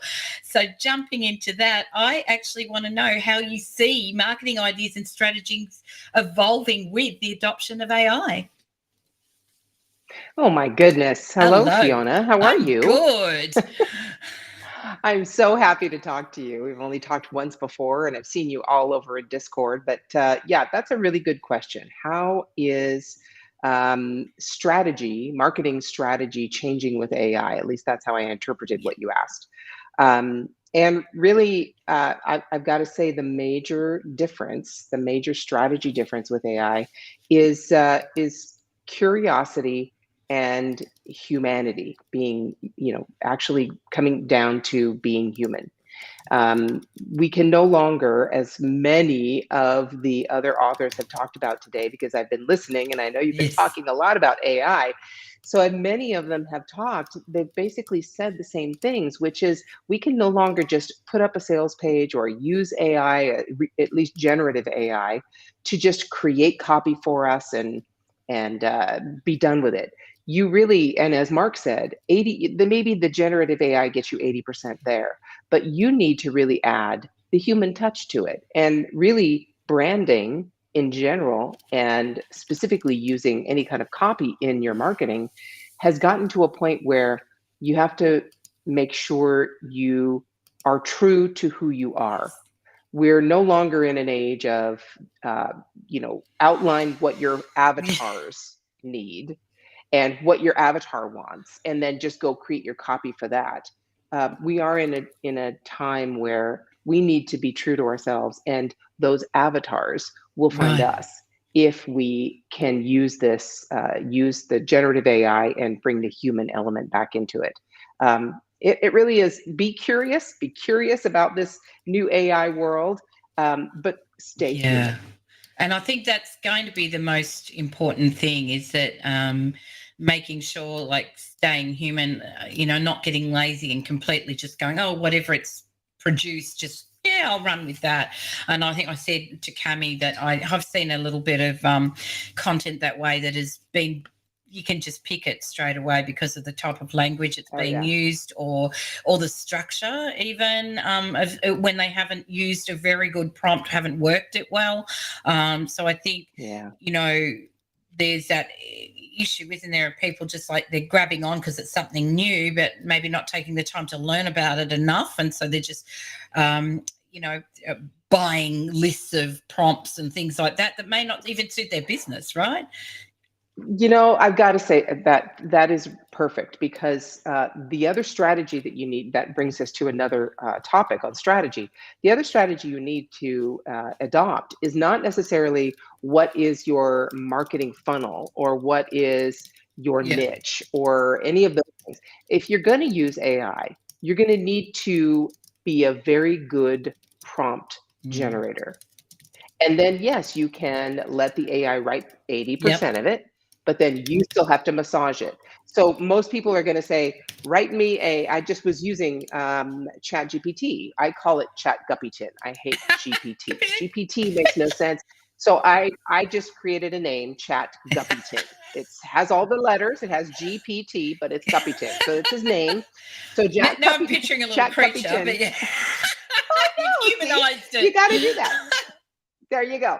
So I was in with Chat Guppyton, and I was asking him, because I think he's to write me a 5-part welcome email series for a wait list. And I gave the very specific criteria of what this new software, this new app was doing.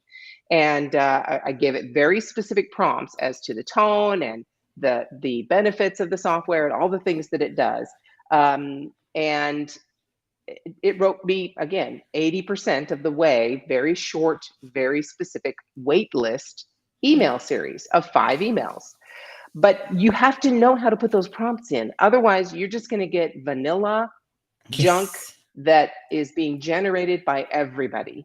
And if you want to stand out, if you want to actually be a brand that matters, that stands for something, then you need to know how to use this tool and generate your own very specific prompts, but still be human. and be curious about what it can do. Cammy, it's MKJ. Then she wrote it there. She's just letters Yeah. are getting turned around. You're getting tired, dear. She's You're been tired. a I get trooper, it. that's for sure. Oops, I didn't. I know. I know. I you know, I know. can relate. Yes, you can. What, you got a 3-hour nap? I did, but this morning? but I also had been going up all day the day before, so it's like, it's all fun. It's all fun.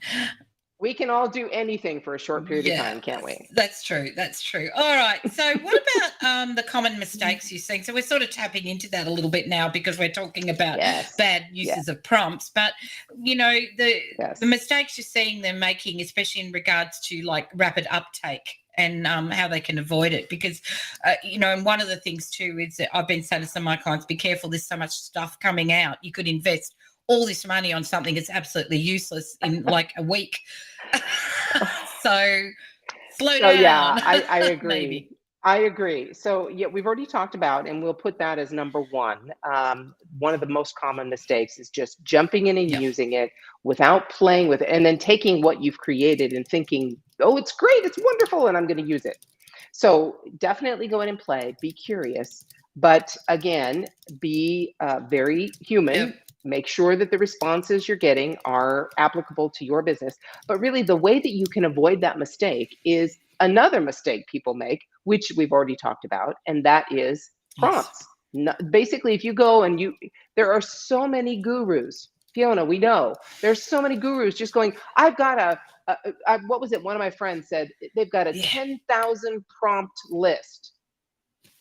I'm like, those 10,000 prompts mean nothing to me. They're like going and getting 10,000, pots and pans. You got to know what to put in them. Yeah, exactly.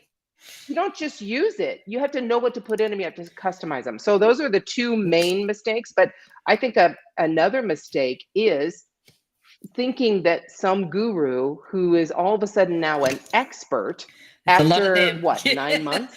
Well, some of them after 2 weeks, I think. 2 weeks, yeah. I mean, it's really, but I'm saying like Chat Guppyton, my buddy Chat Guppyton has been out for what? How many? 8 months, 9 months, something like that. And not even, and they're an expert in AI, and they've got a course that you can buy and all these prompts. I'm not saying they're terrible. I'm not saying everybody who's doing it is terrible. I'm just saying that's a mistake to think that you're just going to go to a guru who tells you that they know everything about this and just take what they say and go use it as a framework. That's no different from using another pen, because their framework, their prompts are not necessarily going to work for your business. And I've always felt like if you buy a set of prompts and everyone's using the same ones, and it just dilutes it. And but we've got a great question here that's any advice for in-house marketers who are concerned about any seemingly harmless information being picked up by a Chat Guppy that could be mass issue for proprietary corporate strategy?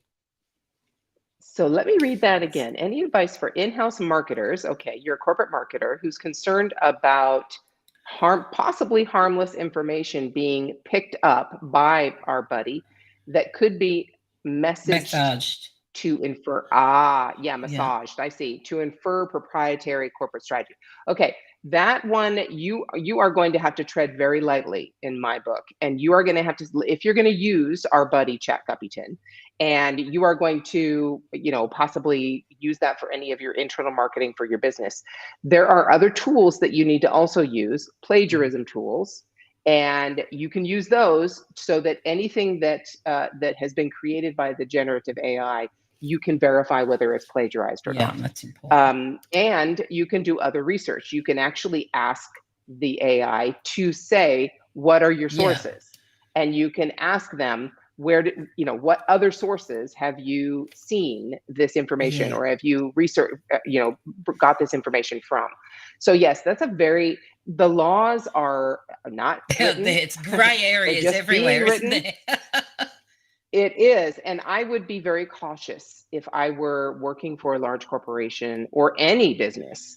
We're in the same realm as when we first started using images online, and everybody just thought, oh, if I see an image online, I can just go copy Yeah. and paste it and put it on my website. Yeah. Nobody knows what those rules are until people get in Yes. trouble, and they are created. So yeah, be very cautious. Use the plagiarism tools and ask the source, ask the generative AI, where did you get Yeah. this?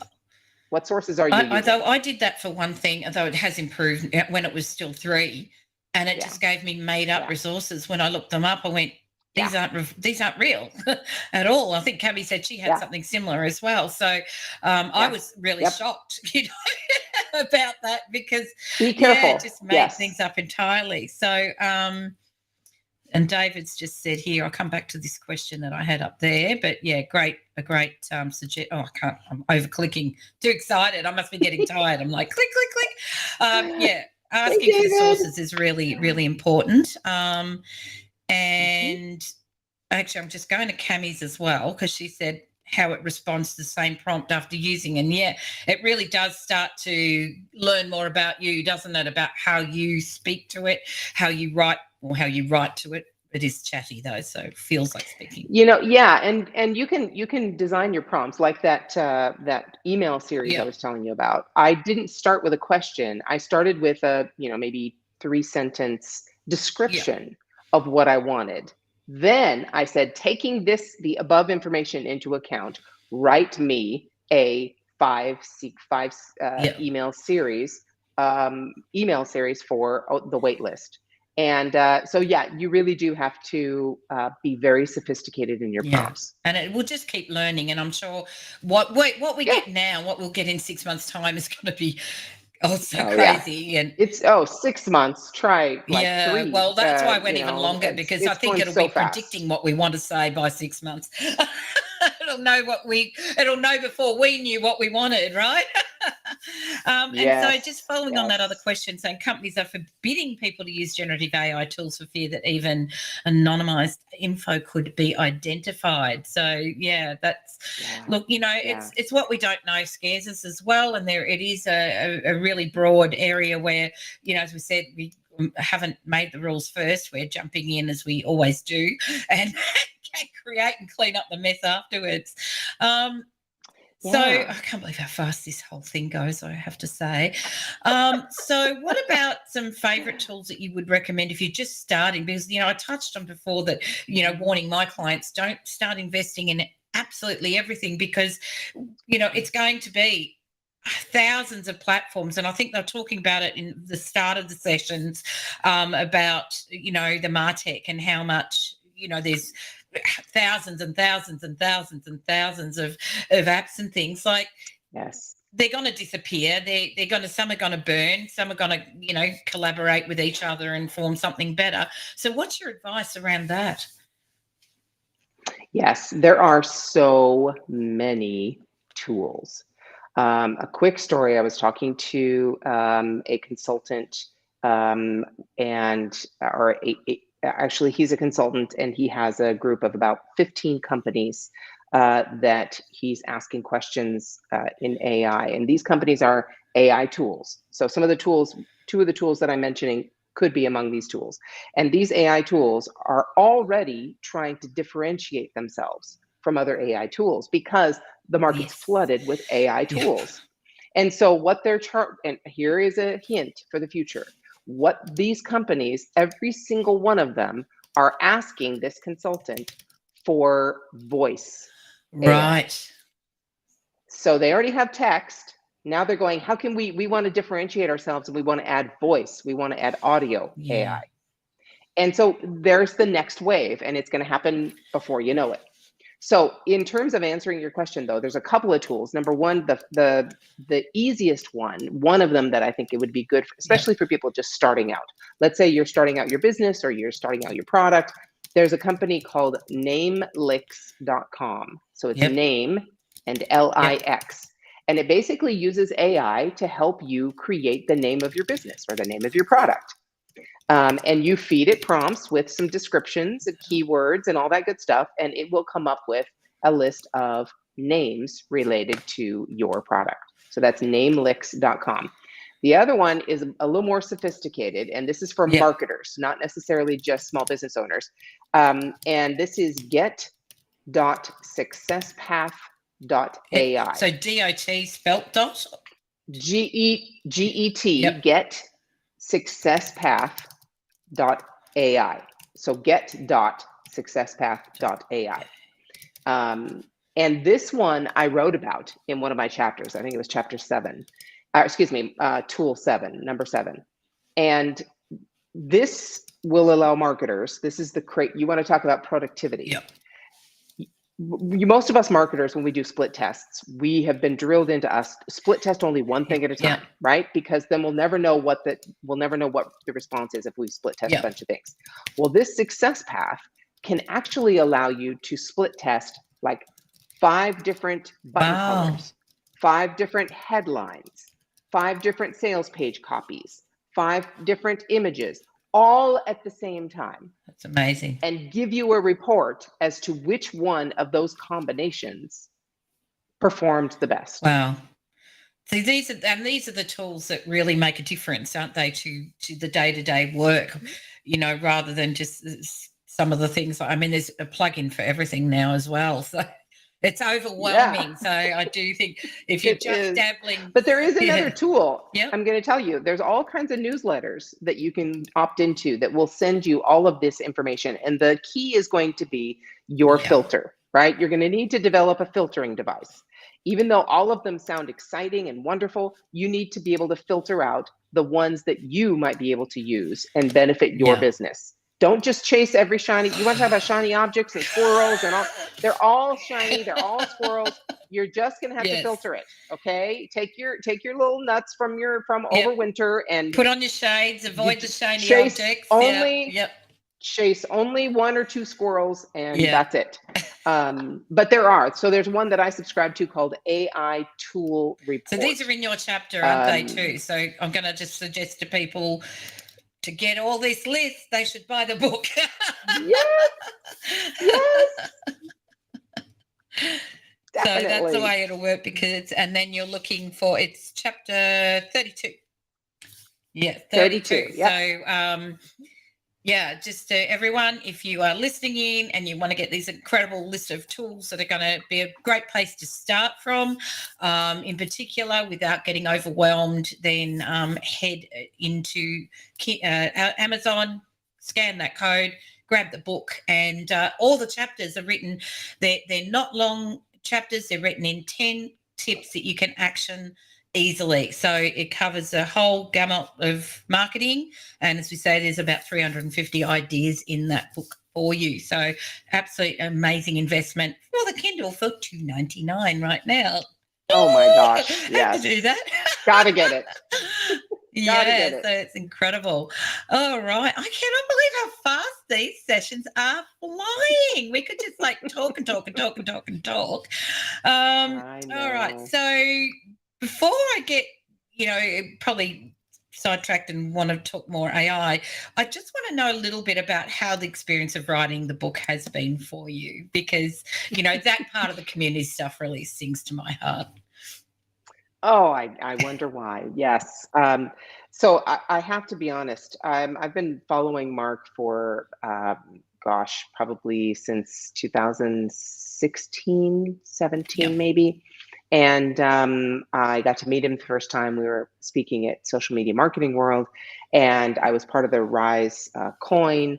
But I'll tell you, this book project, being part of this book project, I could not have strategized this. I could not have created a plan to become part of this book if I tried. If I lived 1,000 years, I would not be able to put together a plan that got me where I am now.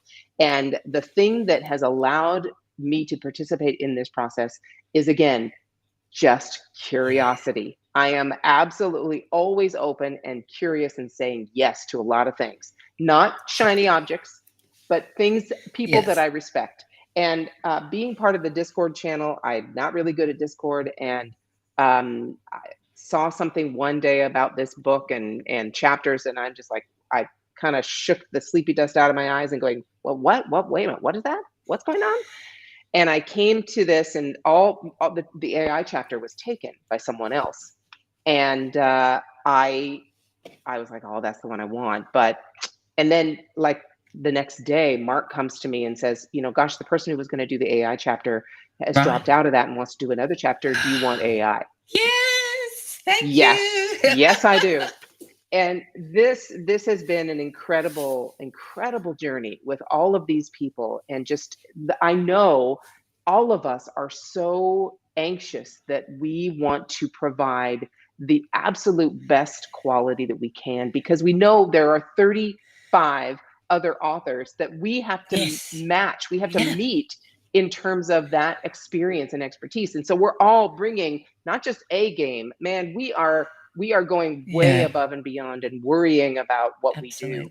And I think that has just made me so much more aware of every word and how it's going to be perceived and how will it be able to be utilized by small business owners and marketers. And it's just been an incredible experience. I can't wait to share the tool that I know I got to interview you for. I just cannot it's so funny wait. Because Cami is just asking about it. So I'm going to pop the hub up again because Cami has said to tell us about the app with all the interviews you did that'll come out in June, because the official launch of the paperback is the 8th of June. And I'm really excited. Are you going to the meetup? I believe so. It depends. We're in the process of selling our house, and the close date of the house is around that same time. So if everything goes according to plan, what a party it'll be. I am going to travel to Knoxville for that. So oh my gosh. Cami is saying if they go onto the Instant Replay Hub here, not only do you get the replays, but you also will get into the email list to get access to this app that you are going to tell us about, that we all have been part of. This is called Relate. Relatable is the name of the software, and it's relatablebuilder.pro. That's the actual place you can go. We're actually in a wait list right now. That's the wait list I was talking about.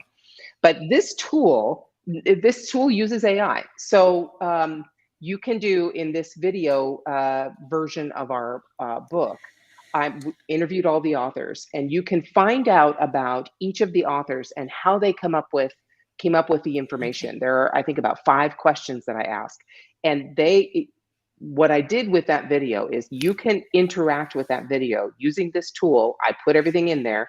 You as a viewer can go in and you can choose your own adventure with our book.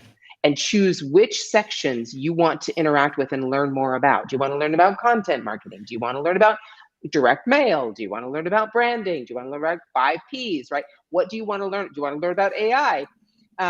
You can actually interact on your screen, on your phone, it's touchable buttons to choose which of these interviews you want to consume and interact with. And then you can choose which questions you want to hear the answers to and participate in the entire journey, all on video, all touchable on your phone screen or clickable on your computer. And it's just incredible. And the AI portion, if you want to use it as a person wanting to use these interactions on your video, there is an AI script generator in this tool. So you can generate your video script using AI, and then you can record your video on your phone, and then you can add these interactive tools to it to actually have people are no longer an IP address on YouTube. They actually are identifiable relationship building participants in your content. It's so amazing. It is amazing, and I can't wait to see how it actually looks. I certainly enjoyed doing an interview with you, which was great. But yeah, it's going to be so amazing. And yes, Cami, absolutely super cool. Well, we are winding up to the sticky end now of our little section here, with only a couple of minutes to go. So I'm just having a look to see. I had a few notes here, and I wanted to see The point you made was about considering the ethics, and ethics is something that I think is really, really important. I still do work in reputation management to a degree, so all those sort of things have always come into it, as well as social responsibility. So just to sort of wind up, can we have a little bit of a chat about the ethics side of it? Yeah, that's concerning for a lot of people. And there will always be people who utilize new tools in a way that is not ethical, that is just easy and quick, and they don't care about the outcome. And of course, we know those people aren't going to last very long, either in business or in marketing, because of their reputation that they're going to get. So the majority of us are going to be much more cautious. And in this, again, using, like I've mentioned, different plagiarism tools, paying attention to the political arena and the laws that are being talked about. You can do a Google alert, Yes. right? And do a Google alert for AI laws, AI regulations, anything like that, just to keep yourself abreast of what's happening. Because just like AI, the laws, the rules are changing all the time. But you know what's ethical. You know what you should and should not do. All of us know that. We have built-in monitors if we pay attention to them.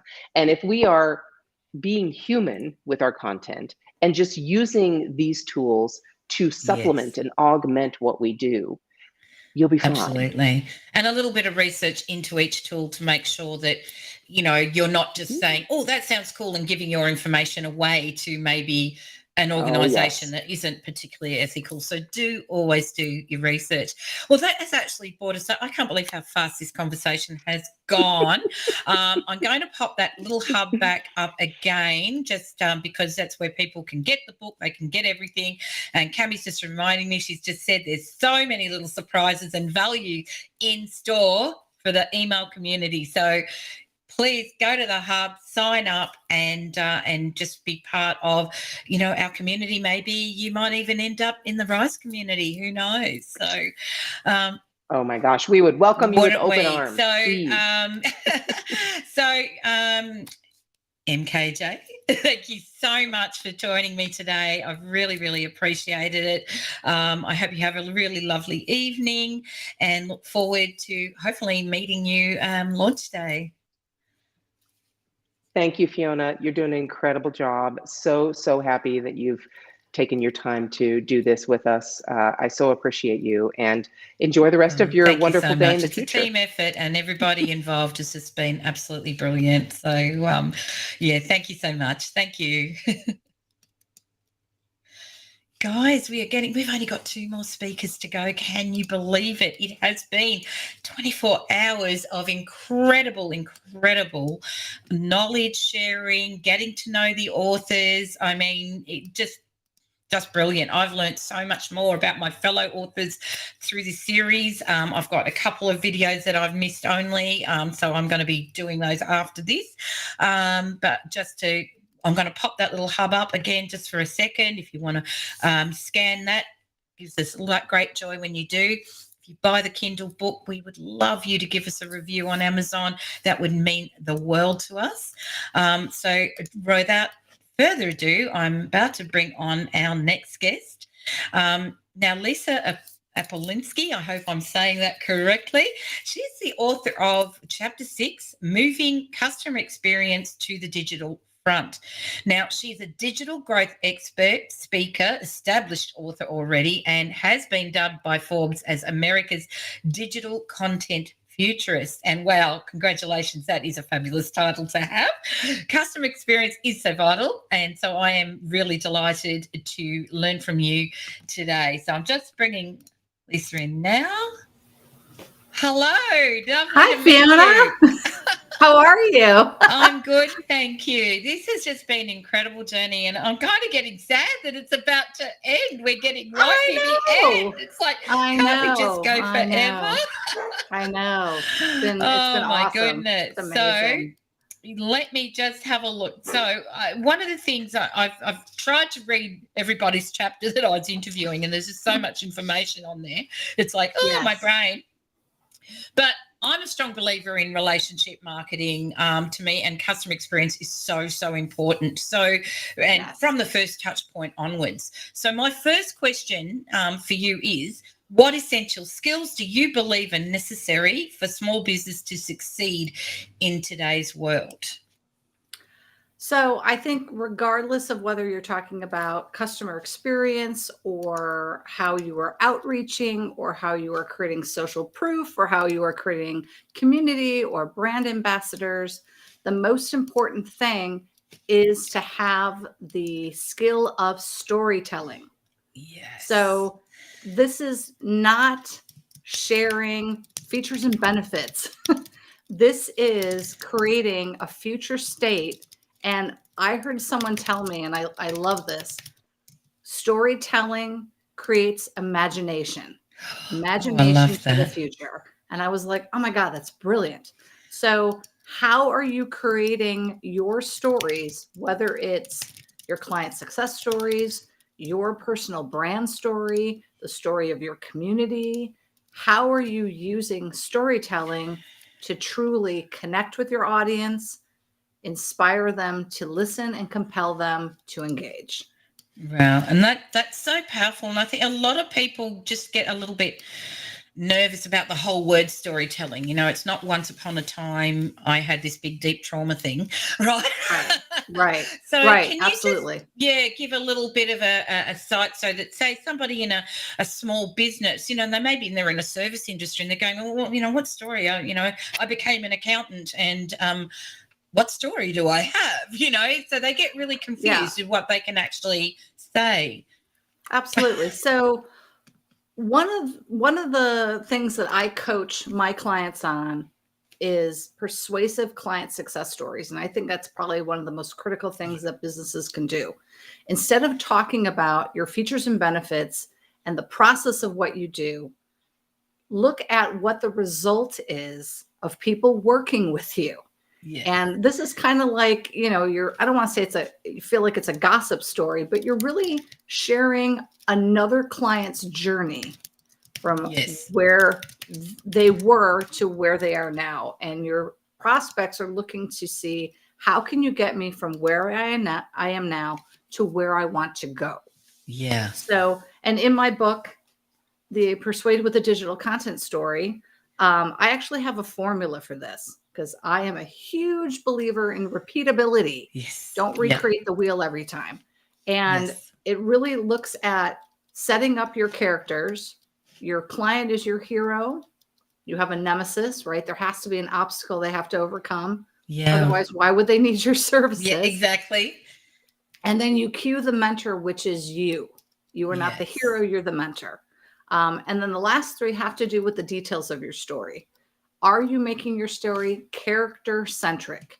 Are you talking about, as a result of working with me, this is what the client got? Yeah. And use those words. If you get stuck, use those words. As a result of working with me, my client was able to fill in the blank. Move from here to there. Yeah, love it. Exactly. I love it. And this is more deeper and personal than like a case study, right? It's sort of similar, but it's focusing on focusing on the details that will be important to your audience. So it's not about touting you. No. It's touting about the results working with you. Yeah. Because if you just talk about you, I could fill in anybody into that narrative and have the same conversation. Yeah. So the question is, how are you helping me solve a problem? And what does that future state of success look like? And when you do that, your prospects, your audience can envision themselves in the story. And if they envision themselves in the story, they go, you can help me. How do I start? Love it. Sorry. And somebody mentioned to me before, hey, am I typing? Yeah, because I'm typing up the little things to go on the ticker. So if you do hear some little tapping, it's because I want to share a little gem with you on the way. Right. Unfortunately, I haven't got a completely silent keyboard. I wish I did. All That right. is So, I okay. mean, just all that is, really brilliant. And I know that, and the reason I asked that is because I recently had a conversation with somebody about case study and versus story. And I was trying to say how a case study is a bit more clinical. It's sort of a little bit, this happened, that happened, but it's not told in the way. Somebody's Right. saying, sorry. Sorry, I've just got the next speaker. I'm just going to, one moment, please. Absolutely. And as you're typing, that's really critical, the difference in the storytelling. If you're talking about the things that you did, you're missing that last part, because they're not paying you for your advice. They're not paying you for your product. They're paying you to get them to a new Result. state, Yes. a new result. Yeah. So that's that's the value. If you Yes. focus on just what you're delivering, that becomes a commoditized conversation. It's transactional. Right. If you Absolutely. move to that future state, it becomes, what value am I adding by getting to that future I state? love that. So moving on. So talking about customer experience then, what are common misconceptions people actually have? And then how do those listening to us overcome those? Because, CX, in some places it's, thrown around a lot. So Yeah. I think people don't necessarily understand exactly what customer experience is. Right. So customer experience to me is in the entirety of how the interaction is for them. And a lot of the misconception is, well, the customer experience starts when they become a customer. No. It starts well before they become a customer. Yes. How you show up in your community, how you show up with engagement and content is how they will experience you. And so before we used to say, you have to extend the customer experience past the point of purchase, right? Yeah. That you have to have that support at the back end. Well, guess what? Now you have to move it to the front. And now you have to think about the customer experience well before they become a customer. And Yeah. I've heard it said, start as you mean to go. Yes. Start I love as that. you mean to go. Yeah. What are you doing before they even become a customer to make them potentially a brand ambassador, which you can do? You can create Yes. community and share information and be relentlessly helpful, where people Love that. will absolutely talk about your products and services, even if they've never purchased from you, because they Yes. see such value in it. I love that. And- Be relentlessly helpful. I'm just Yeah. adding that. And- too. And how can you really manage their expectation? Because that's what you're doing. Yes. You're managing what they expect the experience to be. Yeah. So you have to start well in advance. And there's something to be said with a consistency then too, isn't there? Because you don't want somebody else to say, hey, and I've done this when I've done sort of like marketing audits with people to say, what's your customer journey like? And, it's like, you want to know that if, Patricia meets Mary and Mary says, oh, I had this experience. And I didn't get that. You want to make Right. sure that they've got that same feeling about them, Right. don't you? Yeah, absolutely. And I've heard people say, well, one of my features is I have great customer service. That's not a feature. That's Yeah. like saying, well, this person didn't rob me, so that's a feature. It's Yeah. an expectation. I'm breathing. At this point. That's Yeah. a feature. That's a feature. I can walk. That's Yeah. no. Yeah, it's got to be the whole way through, doesn't it? And Yes. I think it's so much more important, and it taps into everything others have said, going back to the word of mouth and things like that, because quite often that word of mouth might be the first experience they've actually had of you, and it could have been Yep. good or bad, and if it was bad, they Right. possibly won't follow you up, but then they may have come across you and go, like, that's what they said, I'm still going to come and experience you. And then if they don't like what they experience, it's really going to Yeah, you're starting be from an a issue. deficit. No one wants to start from a deficit. No one No, wants to try to win someone that they've never even sold a product or service to. That's not a good exactly. position to be in. Not at all. Which leads me into my next question, which is how can businesses effectively monitor and manage their online reputation? What are some simple tips you can do to help them out? Well, first and foremost, like MK was saying, make sure you set up Google Alerts. You can set up a Google Alert for your name and your business. Yeah. Do that. Yeah. Simple, simple, simple. That way, as soon as something hits, you will be alerted, and Yeah. Google sees all. And then the next thing that I think is important is how are you showing up in your connections? If they are on social media, if they are on your website, if they are writing a Yelp review or an Amazon review, how are you showing up? And I don't mean to handle the negative. No. How are you showing up when people say things that are positive? Yeah. And Absolutely. I don't mean thanks for the comment. Yeah. No. Take a little extra Take a time and like. actually, and it's this idea of you're building your community one-on-one. Yeah. And each interaction you have with someone is an ability to have that relationship networking Yeah. and to continue to build that relationship slowly over time. And people purchase from people that they know and that they trust. And that, every time you talk to someone online, it's an opportunity to develop that, right? yeah, absolutely. And that word has come up, I think, through every single interview that we've done. The trust has been such a important thing, particularly in the world that we are living in today. So I think that's really, really important. And yeah, Google is such a simple, an alert is a very quick way to at least be notified of mentions of your company. Is there any other sort of simple things that you would add to that mix without investing in social listening tools? Or right the one thing that I've seen influencers do in the channels that I follow, and I'm a huge believer in R&D, rob and duplicate. Oh, that's not what I was ready for. Rob and duplicate. Rob and duplicate. If there are certain emojis that you can use, so if you don't have the time to type out a comment, but people in your community know that if they get a unicorn emoji, it means something. If they get a heart emoji, it means something.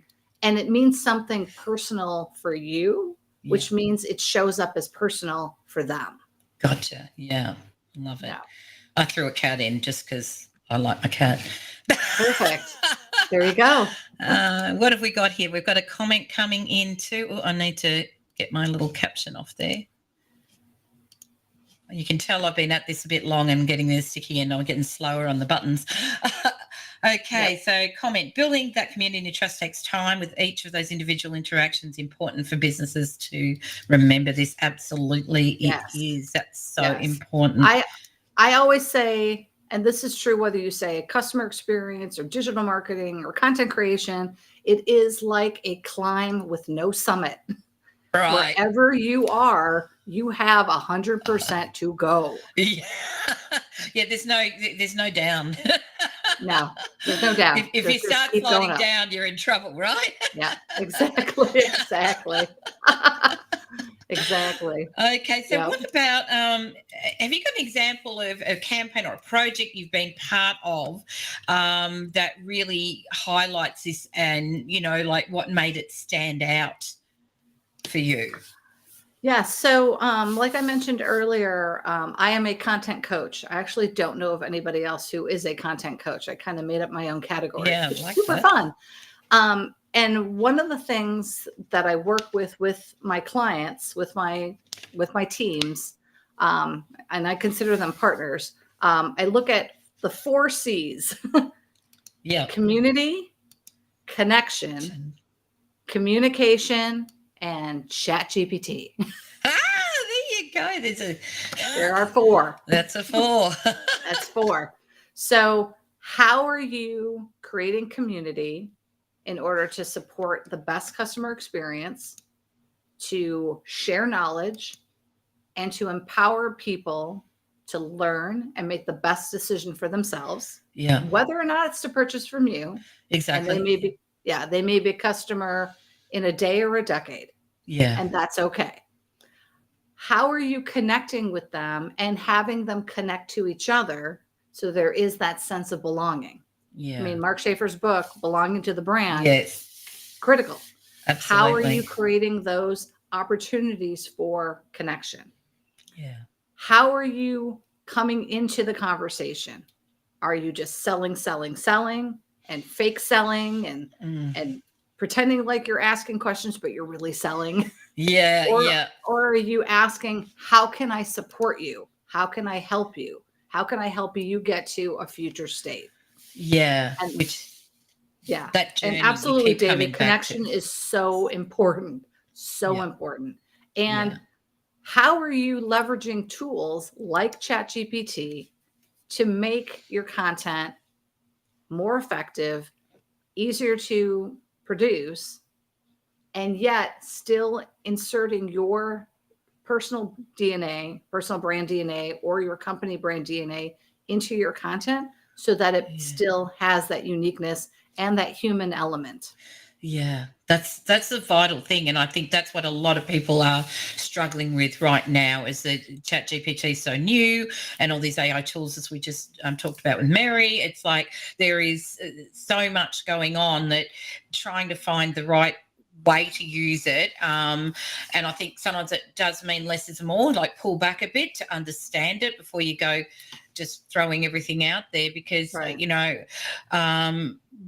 of the worst things you can get with customer experience would be it's like those never-ending phones where you're trying to get to a Yes. oh my, and I had that experience. You've read it's in your book, isn't it, about that? Because I'm sure I read Yeah. a Oh, yeah. The never-ending phone tree. yeah, And you're and going to that's have it, the yeah. never-ending bot conversation too. So I'm on a panel with another group, and we're discussing how ChatGPT is being used, how AI could be used for communication. And someone put in, well, it'll be great for customer service because you can have a ton of chatbots and no one will have to wait on hold. And I thought, yeah, but ChatGPT or AI is never going to replace that human connection.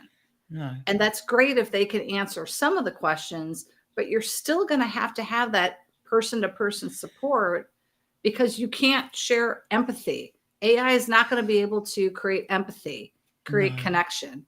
They're simply going to be answering questions the way that they're programmed in an algorithm. Yeah, So, yeah, and that part's hard, and I know, and it's because I had the full experience. I've had the looping chat thing. Actually, I had one of my own bots doing that. I had to pull it down because it was doing something weird, but ages ago. But I was on a call the other day, and I needed to speak to someone. I'd had something delivered that was completely wrong, an expensive item, and I was trying to get, and it just kept, no matter what I picked, and then it would say, now say the word then, and it didn't understand my voice, and I was Right. getting so frustrated. I ended up Yeah. having to go to Twitter and find the company and started messaging them behind the scenes saying, I just need to speak to someone.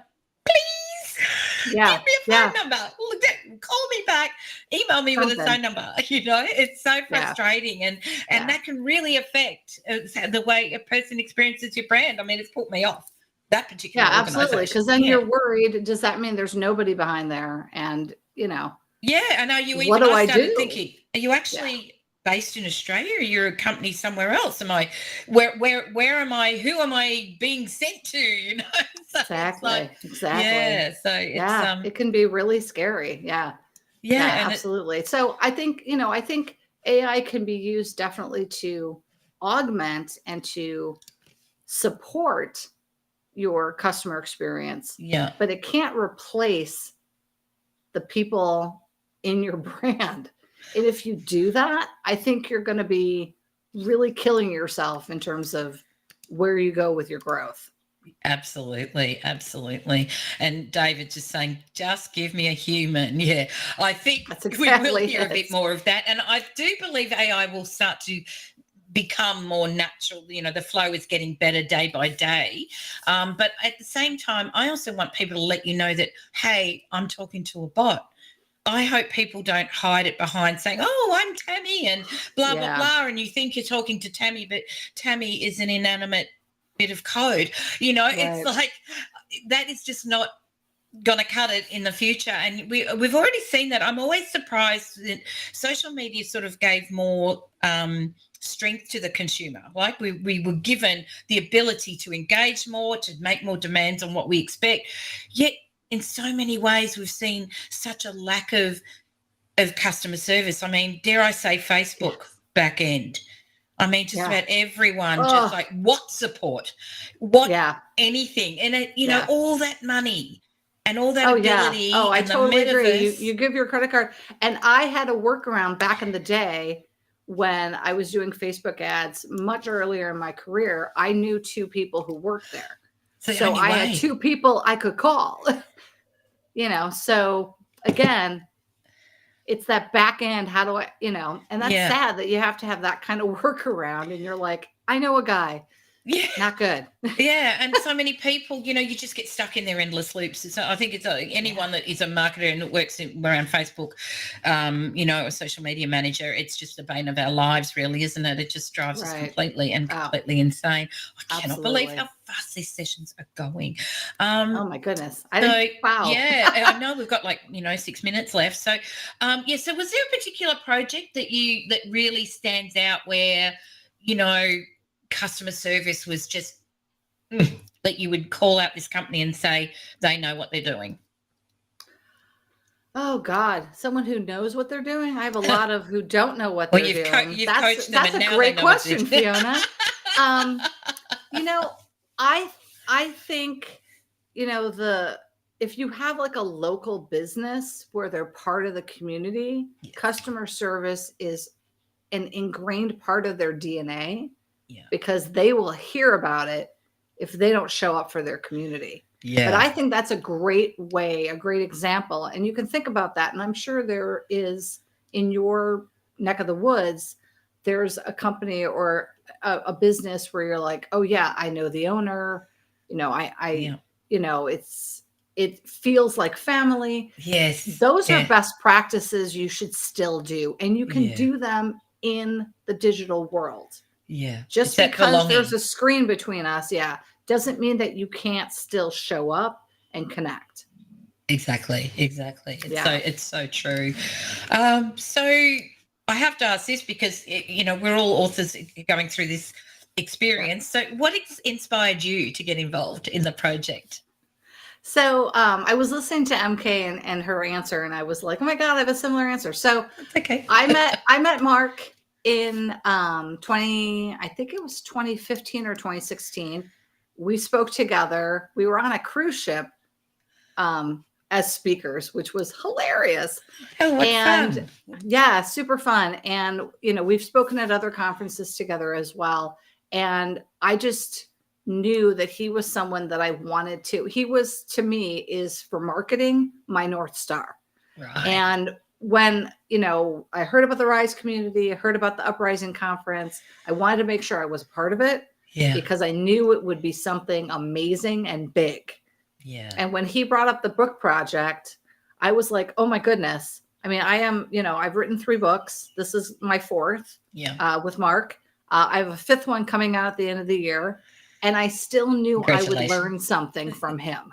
Yeah. I knew that I would. And because I'm a lifelong learner, and MK said the same thing, that it's the idea of I'm always open to new experiences, always open to new information, always open to new knowledge. Love it. Yes. And the fact that it was a community book project that's never been done before. Exactly. And I was like, I am in.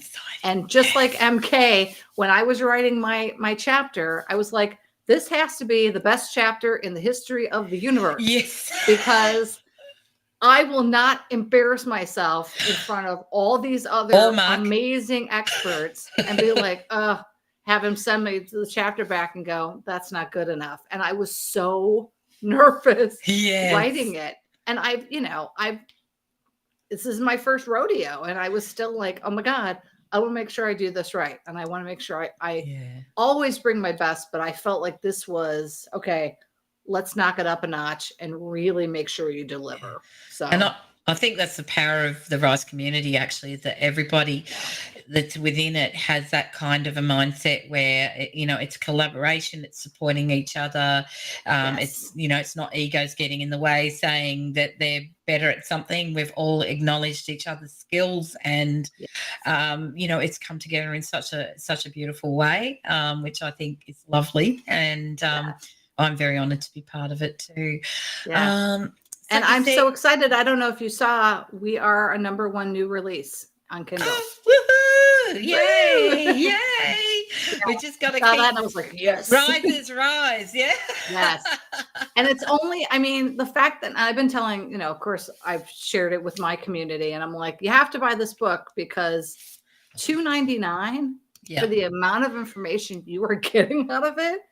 Buy the book. Buy the book. Like, absolutely. I mean, Lord, if you wanted something that's gonna take your marketing and your engagement to the next level, this is it. Yeah. This is absolutely it. I think you're completely on the money there, and the money is not very much money. So No. definitely scan this little code and it'll take you right up there. We love seeing that. We also have another code, if you haven't already scanned it, which takes us to the Instant Replay Hub. Now, that hub not only has this video going live right now, but it will have all the recordings available to you, as well as if you're on that list, you get lots of little surprises as next things roll out, including if you heard Mary before, that you and I should say MKJ before, that she has the new app that's coming out, and that sounds like it's going to be absolutely fantastic. It's going to be fantastic. So, yeah, absolutely I'm fantastic. really keen to see that. So we're pretty much at the end of our spot. I know Larry is our lucky last, and I'll be bringing him on. Someone scan the code! Yay! We're so excited! Happy dance! And I don't make even sure care if it's when someone you who's already done it. Yes, and when you buy the Kindle book, authors, the lifeblood for authors are reviews. Write an honest review. Say what you think of the book. That is our lifeblood. Absolutely. We want to know how it is. We don't want to just put it out in the universe. We want feedback. Yeah, we need the feedback. It helps us make everything better as well, and informs us. And the whole book has been written as just something to really support you in your business. So that's what it's there for. So whether you're a marketer or someone who's got a business trying to do it all for yourself, there is something that will help guide you all the way through. So Lisa, it's been such a pleasure to meet with you Fiona, today. This was fantastic. Absolutely. And, are you heading over to the event at all for the 8th? Or I am speaking in California. On the 8th. I was like, no, because it was supposed to be this month. And then I was like, no. I am sadly going to be missing it. And I've been demanding an invite to Mark Schaefer's house for years. And he's like, I invite you and you don't come. And I'm just like, oh my God. Isn't that the way? It's like, well, I was worried because I've got a speaking gig in Ohio at the end. And I thought, will I make it? I thought, you know what? I'm just going to have a tiny bit of a holiday in the middle of that. And I'll be there for both. So I'm really excited. Awesome. Anyway, with that, Larry is on, and it's 11:30 Eastern over there at night. So he's really waiting. So thank you again so much. Absolutely. Have a wonderful evening, and look forward to talking to you in the community. Yes, absolutely. Okay. See you. Thank you. Okay, that's so wonderful. Here we are. Can you believe it? We're right at the end. I'm about to bring our last speaker on for this session. My voice is hanging in there, and hopefully you guys are staying awake. And if you're not, then let me remind you that if you need those replays and you haven't scanned the hub, go ahead and do that. And I am just going to let you know right now that Larry Aronson is about to be brought on. Now, he's a technical consultant. He was author of the first web book. So, this is big. The HTML Manual of Style, a pioneer of online education and community development. That sings to my heart. He worked for IBM, Boeing, CBS News, Columbia University, and as a web developer has helped like hundreds and hundreds of people publish their ideas online. So Larry, welcome. So wonderful to have you join us. It's great to be here. Can you hear me okay? Yep, can hear you perfectly fine. Yeah. Restream has not let us down. It's been absolutely brilliant. So I'm very keen for this discussion because we're talking, your chapter is on SEO. And it seems to be a slightly debatable subject at the moment, particularly with the rise of, the AI. And you keep hearing people talking about that. We're seeing changes, they're saying, in the way search will be performed. So what I'd love to ask you here is, what is the essence of SEO, search engine optimization, in today's landscape, and how can businesses succeed with it? Big question. Well, SEO is different for different kinds of businesses and for different sizes of businesses. But essentially, it's still about understanding where your audience is, what their needs are, how they use search tools, whether it's Google or any other website, or even within, their own world and their own websites and everything. And then how that connects with the business to meet the business's goal and lead, through readers and viewers through the purchase funnel and into hopefully becoming customers. Exactly. And the funnel still matters so much. So do you feel that the whole AI thing is going to have a deep impact on how SEO works? Yeah, it is. I'm not sure exactly how it's going to work out, but already people are, using Bing with its chat interface. Google's putting up a chat interface. It's no longer going to be just throwing a, set of keywords into a search engine. It's going to be, hey, I want to know about this, or I'm looking to do this and this, and I've got these constraints, et cetera, et cetera. How should I think about this? Yeah. And so from the website owners, because it's mostly about driving traffic to your website where you're going to make a sale. And you want to do that on your own land, so to speak, and not on somebody else's platform. So, you have to figure out what your audience wants. It's mostly business sense, and it's going to change like it has ever since search first came out. Every couple of years it's changing, and now it's changing even faster. That's right. Yeah. And the speed of change, I think, is what really makes people nervous. And I suppose particularly if they'd invested a lot of money in SEO, and which is going to lead me to the next question, because, I think it's one of those areas where, there's some really amazing players, and then there's some perhaps not so. And so misconceptions is the question I wanted to ask you. What are common misconceptions about SEO? So how do we look at it and go, this person really knows what they're doing, and they understand SEO, compared to maybe there's some I've seen sort of companies where I've had clients who are paying a lot of money for what seems to be very, very average monitoring of one or two keywords, So, So what are common misconceptions? How can we make this something easier for people, business owners, to understand? Yeah, great question. And the misconception, I think, is that it's all about keywords. And it's not all about keywords. It's about becoming known. It's becoming findable. It's about demonstrating your expertise across all of your channels by publishing high quality content. And though that content should work to establish your authority in a very particular niche that you own, in the sense that nobody else can produce the content in that particular area. And it can be very, very small. It's better to have a big share of a very small audience than a small share of a big audience. Yeah. So that's common sense. And the more you demonstrate your expertise, the more authority you build. So that soon, maybe over time, a few years, you become the source that everybody else links to for their information. Right. And once you have the authority, along with that comes trust. And people have to know that, they have to know you're trustworthy, that you're going to deliver on the goods and the services you promise, and the experience that you set up through your brand impressions and all the other things that you do. Yeah. Do you think like the use of AI to generate entire websites is going to be a good thing, a bad thing? Or will it again come to the skill of whoever's helping you? Because we talk about prompts, and I assume that whatever you tell AI to do, if it's going to design a website, is going to require some of your own flavor.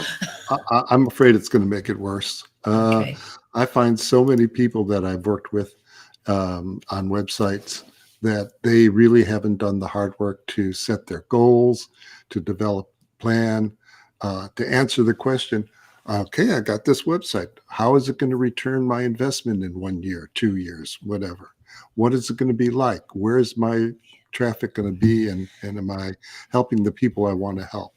Yeah. So if you're doing that and you get an instant website, even through a template or with a little AI that helps you with the content, et cetera, you may not have that conversation with a developer or a consultant that asks you the hard questions. Yeah. That says, what do you want to do? You know, and what are your expectations? Yeah. So I again, if it makes it too easy, I think that's kind of a bad thing. Yeah. And I think that we have a little bit of a habit, humans, that if it gets too easy, we can get a bit lazy too. You know, Mhm. sort of just go, "Oh, that sounds like a great one-click solution. I'll just do that," and then you have to work out what's going wrong with it after that, right? Like, Yeah. trying to sort out the mess can be worse than if you'd taken the time at the very beginning. So that kind of makes me think, how should our strategies evolve in this landscape? Like, should we be reviewing our websites really regularly now to sort of say, you know, is the content that we have going to suit different types and styles of search? Like, what do you recommend? Well, yes, you have to keep asking those questions. You have to keep measuring your audience. You have to measure the progress and get the analytics that you need to see that your message is there. But again, it's all about the audience and establishing expertise, authority, and trust. Yeah. So I'm just going to put that up as a caption. That's not mine. That's Google. It's Yeah. from the Google's Guide to Search. Authority and trust, says Google. And they're right for that. Mhm. Hang on. Oh, it takes a minute sometimes to show up. I think the system's going, wow, you've had us open for a long time. It's slowing down a little bit in the back end here.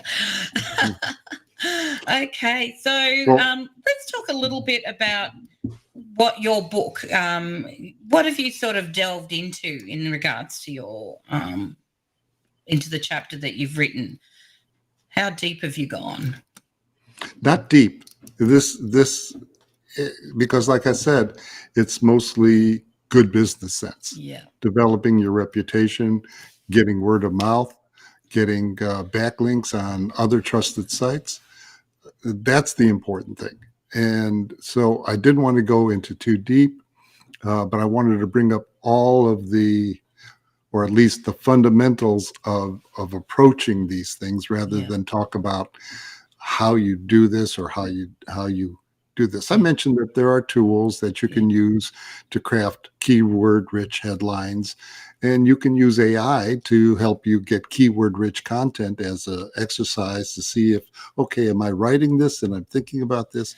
Because it means that just instantly you have an intelligent assistant that will rewrite it for you Yeah. or give you a different version. Yeah. So that's useful, and I talk about those things. Which is awesome. One thing that I clearly mentioned is I'm very big on voice, the ability to talk to devices, to talk to your smartphone, to talk to your computer, to talk to your car, to talk to your hotel room. And I think that as we move forward into the metaverse and the internet things, people will be typing less and talking more. It's just the natural human interface. I don't think the metaverse works with headsets and controllers and things. No, yeah. That part's so hard, isn't it? Because it's uncomfortable. I mean, I've been wearing Yeah. these for for 3 hours now, and it's not comfortable, and they're quite good ones. But I could not wear an Oculus for 3 hours. I half an hour is about as long as I'm comfortable wearing a metaverse headset at the moment. So, but you mentioned backlinks, so they are still going to be really important, aren't they? Even in a changing environment. I'm just like, I know that it's certainly for a lot of my small business clients, SEO is kind of this mystery. It's sort of really confuses them. They don't quite understand how it works, and they certainly don't understand what the backlink does. It just says that other people think you're a reliable source of information, and you can get those backlinks by participating in communities, by consistent messaging and on social media, contributing to long pieces to other sources like Reddit, Medium, LinkedIn posts. It means getting your newsletter, or if you write a newsletter, archive it on your own site so that, and then post the newsletter goes out, and then you can use social media to drive non-subscribers back to your own website to read your insights. That's a great tip. And getting comments on what you've written.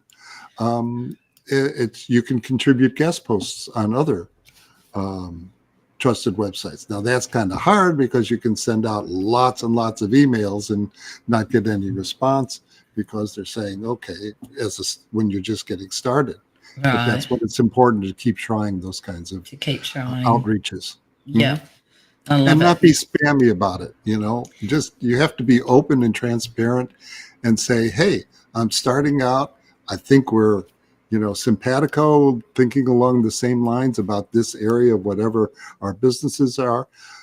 Let me work with you. And all I'm asking is that, if you like the stuff, you use it and give me a link back. I love it. And, you started talking about if they're just starting out. And that was actually my very next question to you was, what advice would you give someone who is just starting out in business or marketing when it comes to SEO? Like, do they, buy the book, obviously, because it's going to give them some great tips to start. But, how important is it to get it right at the start of a website? Or, is it because it needs to be more fluid, so it's more about, continually putting new, fresh content? What are the tips you would, advise someone who's just about to have their first ever website? Well, there's plenty of tools you can use, but if you're just starting a content business or being, a mini media company, you shouldn't really worry too much about the details of search engine optimization. Search engine optimization really becomes important if you're a big company with a large catalog and you have landing pages for each of your major products. Then it becomes critical, especially if you've got narrow margins and you have enough traffic to the website to be able to A/B test things so you know what's going to work and what's not going to work. Yeah. For someone just starting out, you're better off just concentrating on get quality content with consistent messaging and doing something that says, this is my brand, and establishing that brand identity. That's much more important. The keywords will come out of that. Listen to your audience. They'll tell you what your keywords are. Right. Yeah. And that, I think it's really important is that, again, that listening. But I guess if you're starting out, they go, hang on, I haven't got an audience yet. But that comes back to right back at the strategy, isn't it? When you were developing it, who are you trying to talk to? You need to know that, and you need to have developed that. And as you say, you need to have developed the voice around it as well. And the question that we love asking everyone as well is, how was the experience of being part of this project and writing the book for you? I've been telling some of my friends this is the fourth turning in my life. Oh, and the first turning is when I decided to come to New York and find my way. My second one was when the IBM PC came out, and the company I was working for, Boeing, its computer services division, it was time sharing. And, you were basically dialing up at 300 characters per second and putting in spreadsheet kind of information without a graphic interface. if you can imagine. Yeah. I knew their Crazy. model was gonna go down the tubes as soon as I saw VisiCalc on an Apple II. That was Right. the second one. The third one, and I left the corporate world and went out as a mainframe programmer for hire. Right. It's a long story. Let me shorten it up a little bit. The third one was when I saw the web for the Yeah. various time back in '93, and started getting involved and helping other people. And someone said, hey, write a book for us. This is the There it is. rare mirror image version. And to me, this is the fourth, because I thought I was going to retire as the pandemic came. I got tired of managing clients who really had little idea of what they wanted. They just said, I got to have a website. I got to have a website. Yeah. And I've been leaning towards community all my career. I've been involved with user groups, boards of various software foundations and things. And when Mark presented his Rise community at the Creator Economy Expo, CEX Right. 2022 in Phoenix, Right. put his QR code up on there. I grabbed it, and I became part of that community. And Love it. I really got to like working in Discord. There's an intimacy there in all of its cacophony. It's a bit crazy sometimes. There, Yeah. but- Yeah. And that's what I wanted to be a part of. I love it.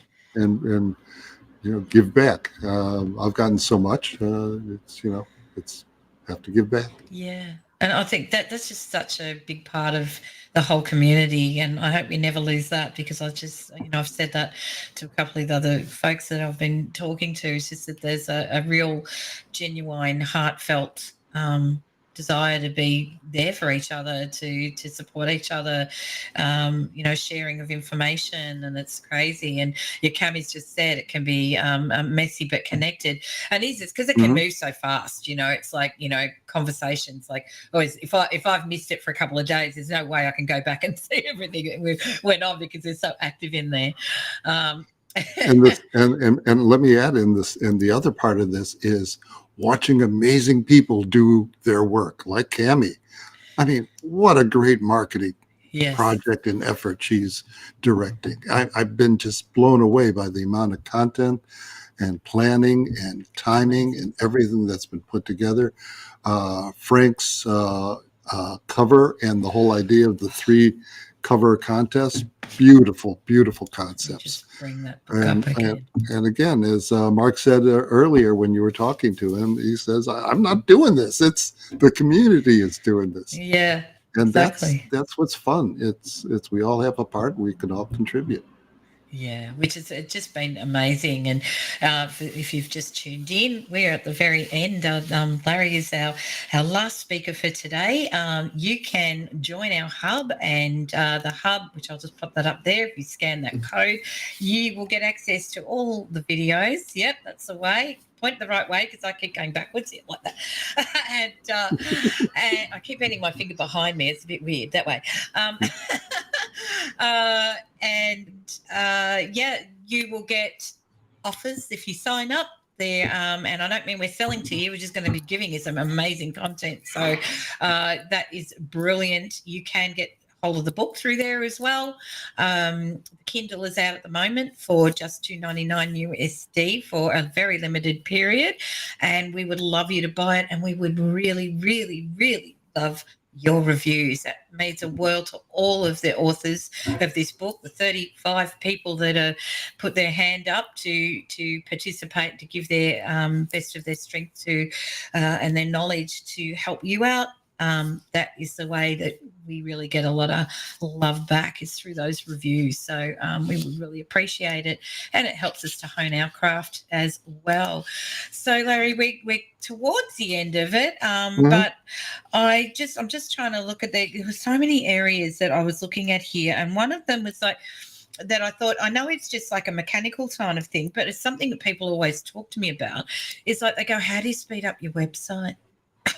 and it's one of your chapters. So like, Yeah, it's a what's factor. the simplest thing to do to start making it faster? Well, if you're using a CMS, a content management system, and like that I mean Wix or especially WordPress, Yeah. there are ways to cache your static pages, the pages that never change. Right. And that way they don't have to be regenerated out of the database every time for a new visitor. That greatly speeds up your website. Make sure your images are properly sized for where you're going to use them in your pages. So don't put in a bigger image and then adjust the sizes. And a lot of the web builder programs will be doing that. And that's a bad practice. So be careful. Okay. Right. Once you get those pictures in, maybe, and you see what the appropriate size are, take the original picture, shrink it down independently in whatever graphics program you like so that it's the right size and just enough resolution so it doesn't look bad. That's a really good tip, because I have seen some people generating some pretty, especially photography and things like that, and they want to upload these really massive files to a gallery, and it's like, I think it's crawling a little bit now. So yeah. And I think that's and it can be hard, particularly if you are an artist or a photographer, in that sort of creative field where you really want to highlight, you don't want anything to have got a bit lossy or whatever, you want it to look amazing. So at the same time, it's just a matter of making sure that you bring it to suit the web, because otherwise it's really going to slow it down. And is there anything else that kind of can help with that? Like, are some of these plugins and things, are they worth it, or they just make things clunkier in the back end? They do. They do make things clunkier in the back end. But on the other hand, doing a custom coding job takes a lot of the client's time, as well as and it can be very expensive. Yeah. So you have to find that happy medium in between that. Yeah.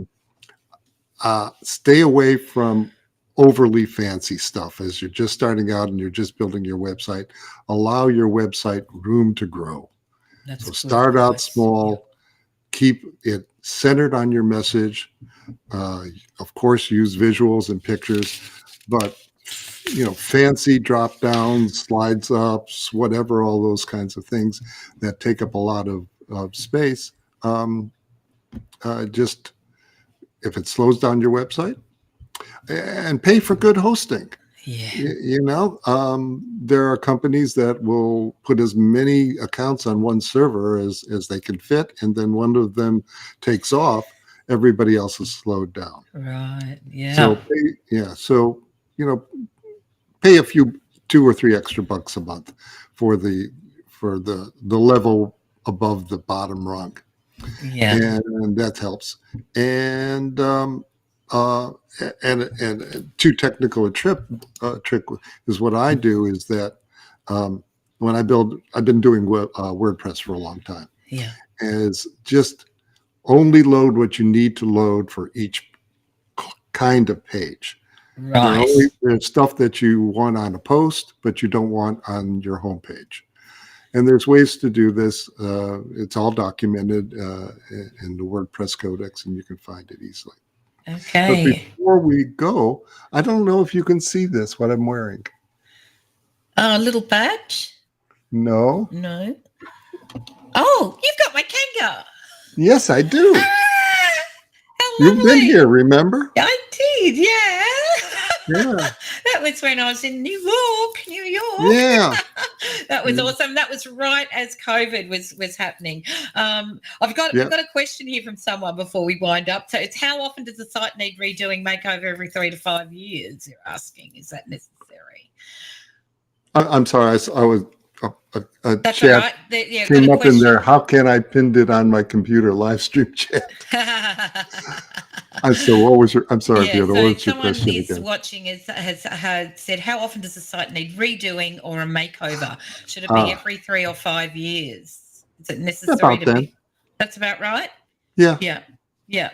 Yeah, And so more do you time. redo everything, or you just talk about updating images, updating the content to reflect where the business is moving to, that kind of thing? Like, what do you Well, need for to do? whatever, those are all good reasons. Yeah.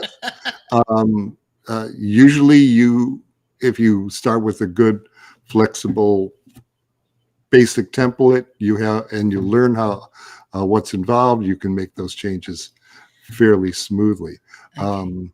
I'm involved with the website now, that we're changing over from a blog first page where the posts are in chronological order and there's a traditional sidebar. That doesn't work very much anymore as a homepage. Yeah. So we're changing that over to be, like a library structure, Right. hub, and then some landing pages for the major topics. Right. That works better. That's more searchable, more friendly, and hopefully that'll improve traffic. But improving traffic is hard. Google is stealing traffic away from us. Yeah. Yeah. And that's only going to be more so as they find ways to scrape more website information and put it on their pages surrounded by their ads. Right. They make money out of it. So it's going to be something we have to really watch. So, hopefully we'll be able to keep tapping into your knowledge in the community as well, and you can keep us abreast of what we need to do, because I think that's going to be really, really important. When you showed me that on the pin, I almost thought, have you got a yellow taxi? Because Heidi always had the little yellow taxi. I don't have it here. I should get the taxi, but love that. Vicky. Anyway, anyone who's not listening, I was actually hosted at Larry and Heidi's house once as a guest speaker as COVID shut down New York. It was very interesting, and it was the first time we met with quite a lot of distance between us in a really big circle, but very grateful for that. It was a lovely experience. I met some amazing people. Well, Larry, thank you so much for joining us and for being our amazing final speaker for this incredible event. Cannot believe that we have finished 24 hours already. So thank you for staying up so late, and I hope you have a really lovely sleep, because it must be midnight for you now. No turning into pumpkins. It is. Yeah, well, it's okay. It's okay. I often work late. When it's quiet. I'm in Midtown Manhattan. It's the only time it gets kind of quiet, except on the weekends, and then it gets noisier after midnight. Oh, gotcha. Got you. Okay. Well, with that, I thank you again, and I shall let you go. So, folks, I'm just letting Larry see you later. Thank you so much. Bye. And just to everyone, just a final little plug to remind you, if you haven't already, please sign up to our replay hub, where you get all the replays, and you will get first dibs on new content and specials that we've got for you, including, if you didn't hear earlier, there's a very cool app coming that sounds absolutely amazing, and you will be the first to know if you join up. So I want to thank absolutely everybody for today. I've just seen, I'm just catching a couple of things. Jim, you better get in touch with Larry, because your site needs an update. So there you go. I'm not sure about how can I pin it on my computer live stream chat. Sorry, McKay, I'm not sure. How can I pin it on my computer live stream chat? That sounds like a coding thing. Maybe if Larry wants to jump, you want to write your comment after the stream has ended, and the authors will revisit for any comments and might be able to give you a some information on that question. Me not being the web guy, I certainly can't answer it right now. And Lisa, loved you on as well. I've loved having everyone here. This is just beautiful. Just winding up with some lovely comments here. Learned so much from Larry. I did too. And from everybody. We've got Bruce saying, oh, yes, you can celebrate, Cami. Thanks to you, Bruce, too. Bruce was a speaker earlier today. We've had just some amazing people all day, and well, for those in Australia like me, it was all night and half the day. We are really ready to celebrate. I do have to run off to a client meeting shortly. So once again, I thank Mark, the entire RISE community, Cami and the team, Ian, Dan, all the speakers. I don't want to miss any of you, but there's so many of you, and I do have to wind up. Thank you so much for being part of this incredible adventure, and stay tuned for more. As I say, get into that hub, and you never know, maybe you'd like to join the RISE community. You can head over to Mark Schaefer's website and learn all about that there. So thanks very much, and it's bye from me, and have a wonderful evening, wonderful day. And thank you, Cami, from one queen to another. Bye-bye.